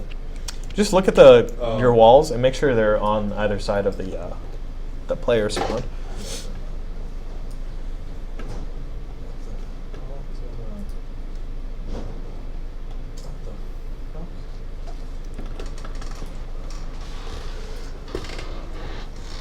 I might need to pull these guys in. I'm going to try pulling them in, maybe negative 750 and 750.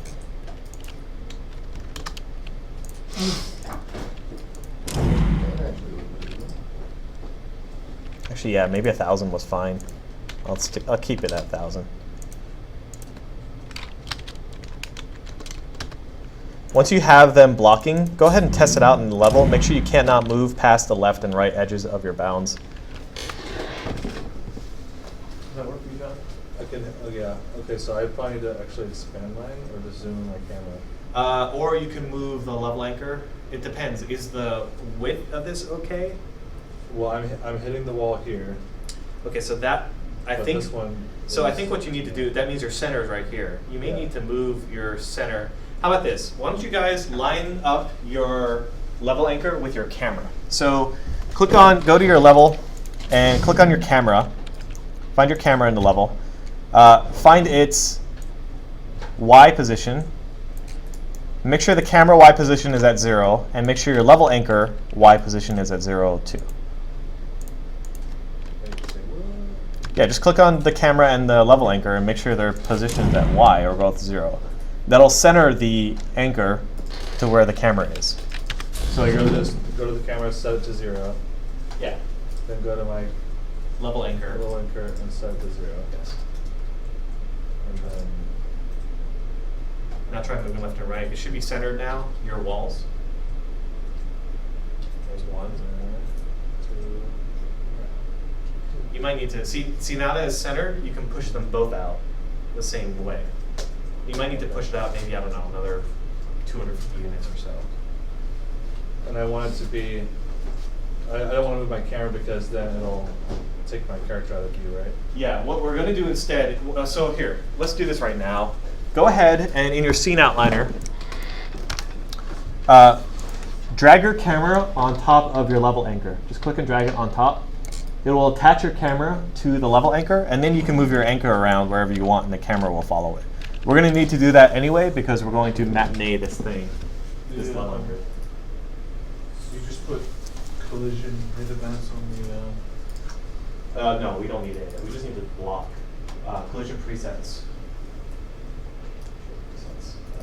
So to adjust the Collision presets. the width of my barriers, would I just adjust that on the X location in the blueprint? Yep.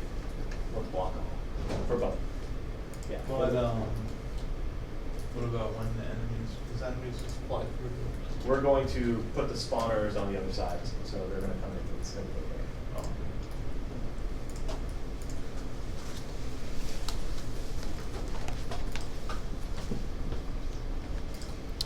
Because the enemies don't actually have that kind of collision anyway, so it will work okay.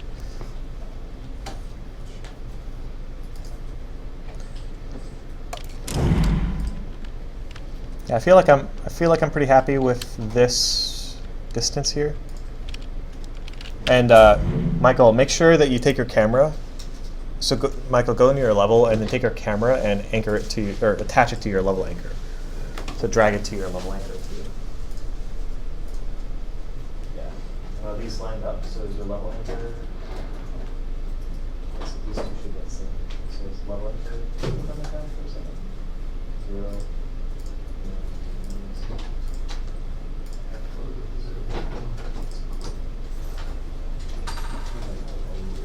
You're not feeling well? Okay. I'll upload the video so you can check it out later. Thanks. I don't know when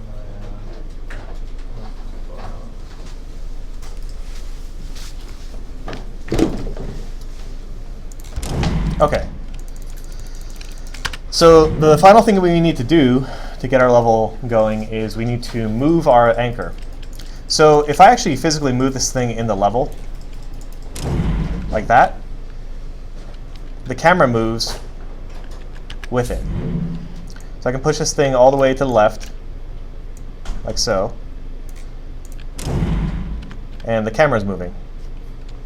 I'm still blocked by where the walls are, right? Is your character also? No, the character's always spawning here, so right here. So he's always spawning in the same spot, but I'm just moving this anchor. Oh, okay. So as I move this is what we're going to do in the matinee. We're going to basically slowly move this thing through the level, okay? Yeah. And what that does is that moves the walls with it, and that prevents the player from moving backwards and forward as the level moves. And it also moves the camera too, right? So like here's my camera. That camera will move when my level anchor moves. So if I just pin this thing and then move my level anchor. So watch on the bottom left or bottom, see how that thing is moving? As long as we can move this thing in matinee like this, right? Then it moves the camera too. I don't actually know what happens if I rotate it. Oh man, that could be trippy. Or even like this, right? Anyway, the idea is that wherever we move this anchor, wherever this thing moves, the camera moves with it, and so do the walls, okay? Which means if we can move this thing along a path in the level, we can move the game with the player. So let's do some matinee work.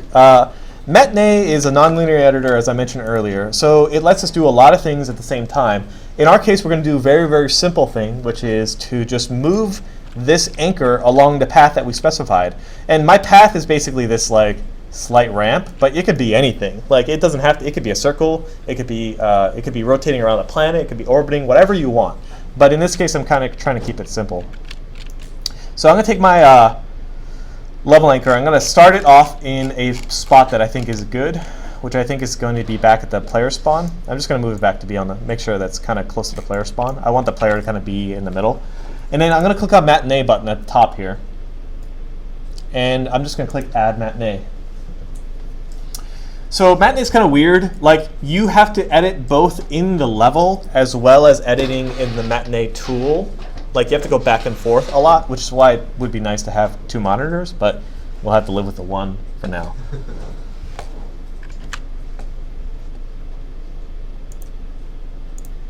Okay, so Matinee has basically it's 2 main parts. Up top here is where you're going to be editing curves. Has anyone taken an animation class at all yet? You've taken an animation class? Yeah. Are you familiar with curve editors and animation? Kind of. Did it show it to you? Well, it's the same exact idea. It's basically You just set up Keyframes? Keyframes. yep. Yeah. That's exactly how this thing works. You can think of it like an animator for the game. You set up keyframes for when you want things to happen, and then you can those keys you can adjust the curves up here. Keyframes are down here, curves are up here. That's basically how Matinee works. Add Matinee to BP level anchor, right? Just click on this button. I think there's only one option. It just says Add Matinee. Okay. So you add tracks. Each track is a separate curve and a separate set of keyframes that you can control. And tracks range from, you can add ones for the camera, you can add particle tracks.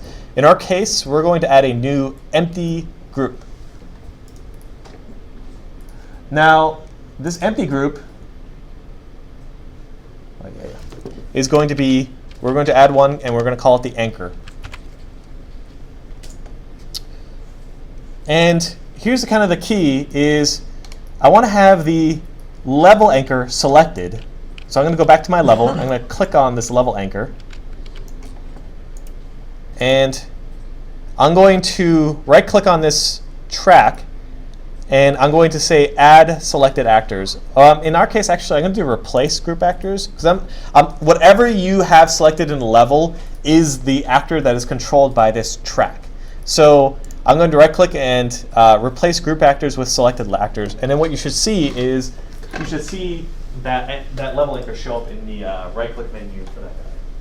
So yeah, right click on the track and then go to actors. So I just Yeah, okay, cool. So you have that. Once you see that BP underscore level anchor, you know that that's the actor or one of the actors that's being controlled by this Matinee. You got that? Yeah, so right click and add a new empty group. I'm going to call this thing anchor. Now you can add other groups. Controlling the camera is one of them. So there's a whole slew of different things you can do with camera. You can do camera cuts. You can have multiple cameras in the level. You see level anchor there? Okay. Just go like that. No. I just want to show that if you have this, then that's the actor that's going to be moved by this track. That's the thing that you're going to be animating. So now right click on your anchor track, and all these things are various things you can do to that actor that is in that track. So you can do you can control properties on that guy. In our case, we're just going to add a new movement track. We're only going to move this guy.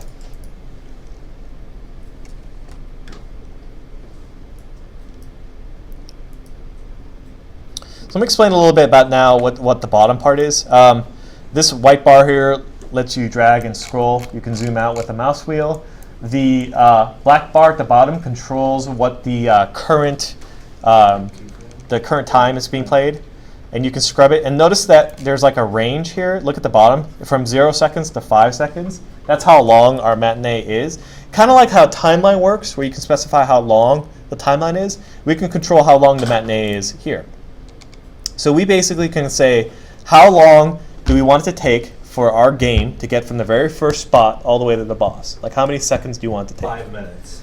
That's really, really long. Maybe, We gotta stretch it 10 out. seconds. I think maybe more like Maybe like 3? I think like 30 seconds, honestly, is probably more than sufficient. Yours is a tiny map as well. Yeah, if you have a bigger map, you might want it to take longer. So I'm just going to drag this out to be about 30 seconds. You can see the time on the bottom left here.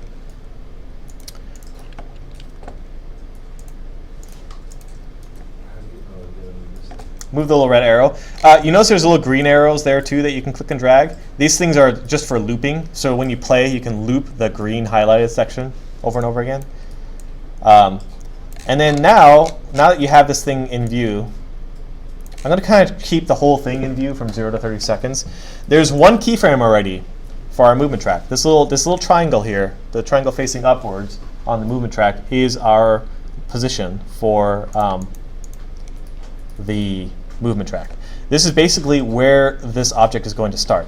Now, you add keyframes by dragging the timeline, the little scrubber here, to where you want to insert a keyframe and then hitting enter. So first thing, I'm gonna insert a keyframe at the very end as well. So I'm just gonna drag it all the way to the end and then hit enter. It's gonna stick 2 keyframes. How do you drag it? Just click the black bar and drag it. Oh, the black bar. Yeah, this is the scrubber that's used to go through. And Add keys. enter. Doesn't that mean that Make sure you have the movement track selected if it's not adding for you. the anchor's going to be in the same position then? Yeah, right now it is. Yeah, but we're going to this. So the kind of tricky part, the thing I want you guys to pay attention to, like really carefully when you're doing this, is how to move things in Matinee. The first thing is that we have 2 keyframes here. And if we want to edit the keyframe for the final position, we have to click on that keyframe. And this is the important bit. The way you move it is you go back to your level and then you move the actor. But you have to be sure that you do not click any other actors, because it only will move this keyframe position if you move only that actor that you have selected. So here, I'm going to click this keyframe and I'm going to click on the level tab. I'm not going to do anything else. I'm going to make sure that I do not left click on anything other than, I'm actually just not going to left click on anything except to move this thing. And then I'm going to drag the green arrow to the right. And what you should see, if it's working correctly, if you're actually putting keys down, is you should see a yellow line with little dots showing you the path that it's going to take. Okay, do you guys see that? No. If you don't see that, go back, click on your key, go back to the map, and then move your anchor and see. Make sure you're moving the last key. This is kind of the finicky part about Matinee. You see it? Yeah, now it is. Yeah. See, it's not. It's kind of always been this way. You have to be specific about what you're doing. So what I'm going to do is I'm going to drag this guy all the way to the end of the level. So I'm basically going to move this thing all the way to the end. I'm going to inject more keys in the middle, but I just want to frame the first starting and end position to be at the start and end of the map.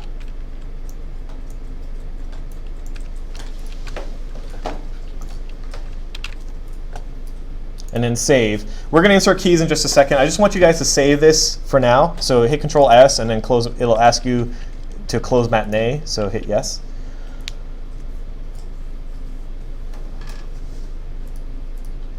Now, it is possible to preview this movement too. There is a way that you can preview it, but you have to have both the editor window and the Matinee window open at the same time. So I'm going to reopen that Matinee. I'm going to edit the existing Matinee.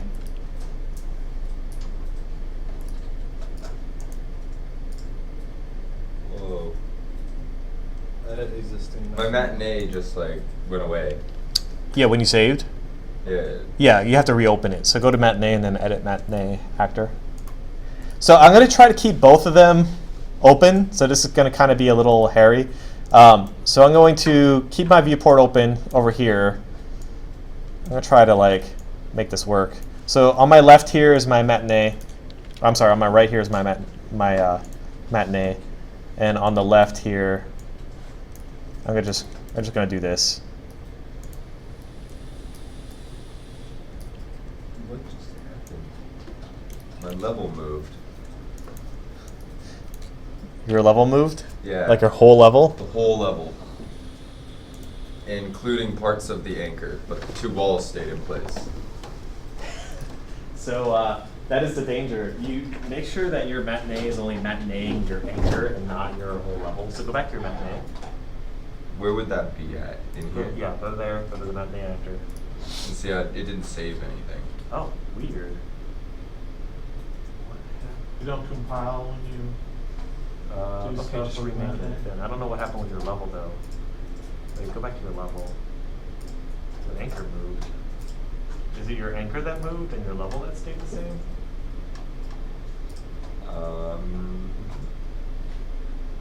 I would just move those. No, your level moved. Wow. The whole thing moved. It looks like you selected somehow everything, or matinee bugged out and like moved everything. I would just move your Yeah. anchor. Move your anchor. Move this over there? Yeah. So notice here I have the level open and the matinee open, and if you have that and you click play, you should see in a little preview here, if you can pin the camera actor, you should see a little the thing move. So I just dragged that over to the side so I can see the play button. Then click play.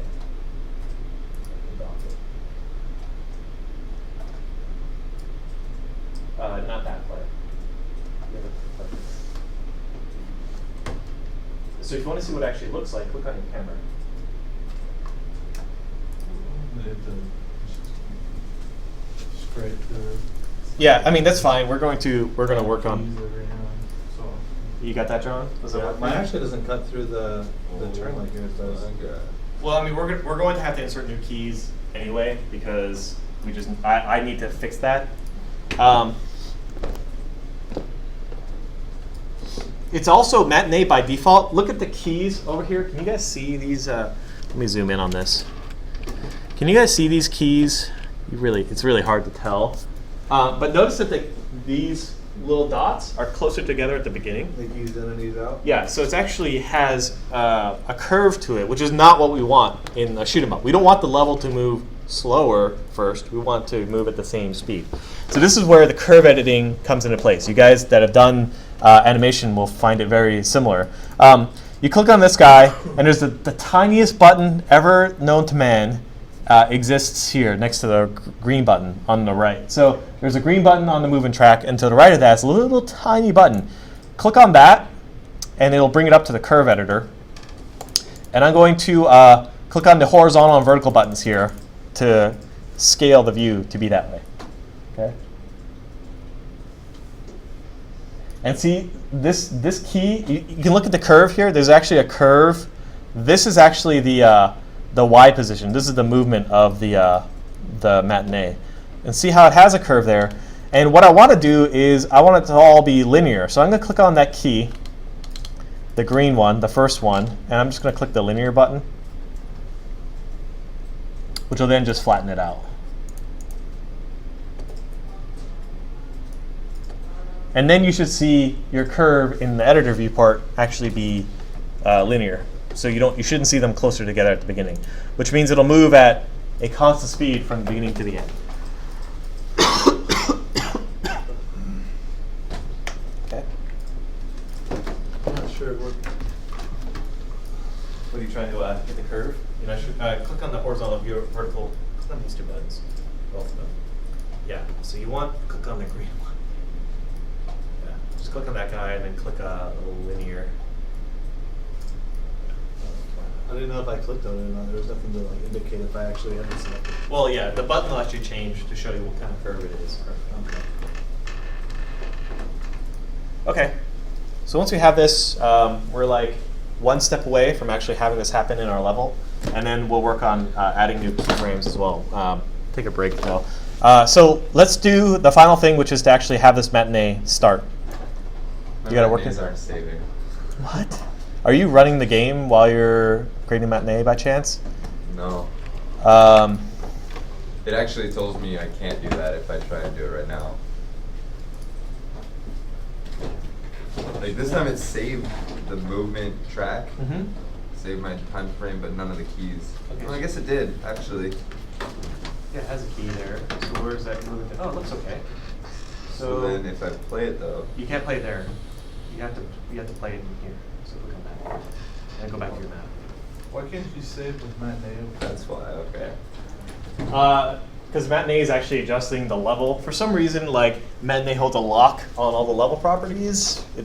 It's actually been that way since Unreal 3, and I want to say there's no real good reason for it, but you just have to get into the habit of saving and then reopening matinee. All right, so let's play this matinee when the level starts, because if you play it right now, notice nothing's happening. The level's not moving. That's because we actually have to cause it to play. Wait, do you have to do anything to the matinee before you close it, or just close No, it? just close it. Once you've verified that the matinee camera moves, we can then trigger it to start when the level starts. So go to blueprints and open up the level blueprint. This has to be done in the level blueprint, unfortunately. So matinee is kind of weird. It's tied to the level. So it's one of the things that's just like the level blueprint. So open up the level blueprint and then make sure that you have the matinee actor selected back in your level. So go back to your level and make sure this guy is actually the one highlighted in the top right. Matinee actor. Yeah, click on that guy. And then say, create a reference to matinee actor. Okay? Drag a blue wire off of him and type play. And then hook that up to event begin play, and you should be good to go.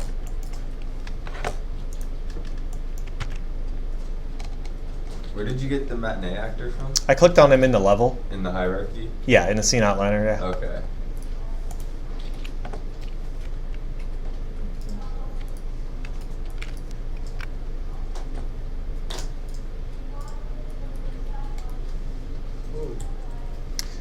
So when you play it, you notice your matinee's going. Your player is getting left behind, though. Oh yeah, he's not getting pushed. So it's not really, because you don't really want him to just get pushed. Like, he should be moving right now, right? Like, I have no keys pressed. He should be moving with the level right now. That's the thing. Like He's at not. full speed. He should be moving with the anchor. Just like the camera is moving with the anchor, we need the player to be moving with the anchor, too. So when we push forward or back, we're like thrusting. Mm-hmm. It'll still move, but when we're letting go, it'll actually, It'll still stay. yeah. He can actually fall outside the collision too. Yeah, so the collision's not pushing him either. So that collision's not really, it will never push the player. It's only to prevent the player from moving backwards through it, intentionally. So here's how we solve this issue. We're going to attach the player to the anchor, okay? So on begin play, right after we play the matinee, we're going to right-click and say get player character. So right-click and do get player character. It's not an option. Is it Right. context sensitive? Yeah, it's context sensitive. Okay. And do get player character. And drag a wire from his return value and type attach actor to actor.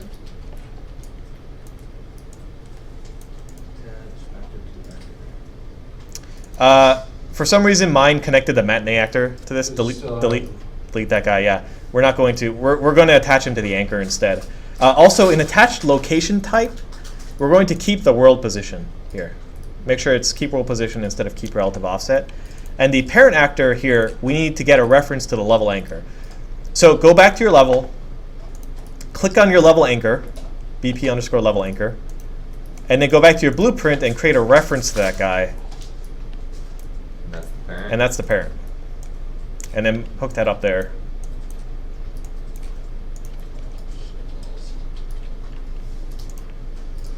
I'm so freaking sick of it. Sneezing.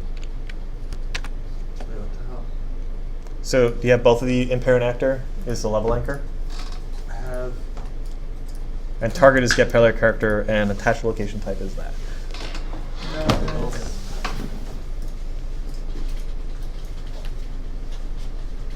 I have my. Wait, go back to the blueprint. It saves every single time you walk over here. I have the timing down. Yeah, see, you don't have the parent actor or the. Yeah, no, I'm trying to get the level. All right, now there's character. I right click, it's not. Turn on context sensitive again. Now the Scroll to the character's top. in the middle of the screen. Well, that's where your anchor is. Like, you need to adjust your anchor position from matinee to how you want. So we'll get to that after the break. I feel like you guys want to take a break. Okay. Got it now, right? Yeah, that's good. Wait, no, you have two. Yep. All these wires are all jacked up, so we gotta correct those. those are all sources still got them flipped. What? No, I got it this way you had it. Nope. Oh no, I had these flips. It was right to begin with. Works for you, Joe? Yeah, got it working now. Cool. I gotta fix the lighting though. Yeah, you should build the lighting. Really too. dark. If you build the lighting, it will be. You can also crank up the brightness, so the bounce lighting will. How did you change your background to like red? Well, that's because the height of the. Yeah, how do you of the change sun. that? Because I tried to change it before and it wouldn't let me. Well, it's because it depends on how steep the angle is for your light. Not sky sphere. It's directional lighting. Directional light switching. Yeah, go ahead and take a break. Come back by 11:15. Okay. Because it's down here, right? Yeah, just you can. It's right there. You can just rotate that guy. Not that kind of rotation. I don't know what to set up. Oh, well, this is actually doing something.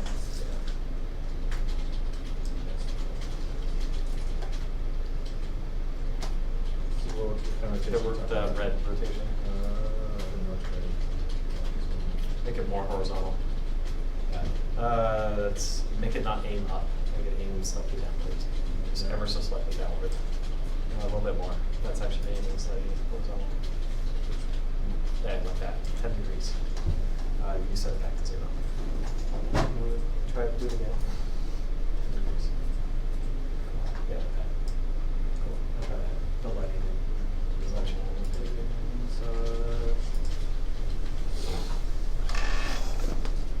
I wish you could see it like as you're adjusting it, so you can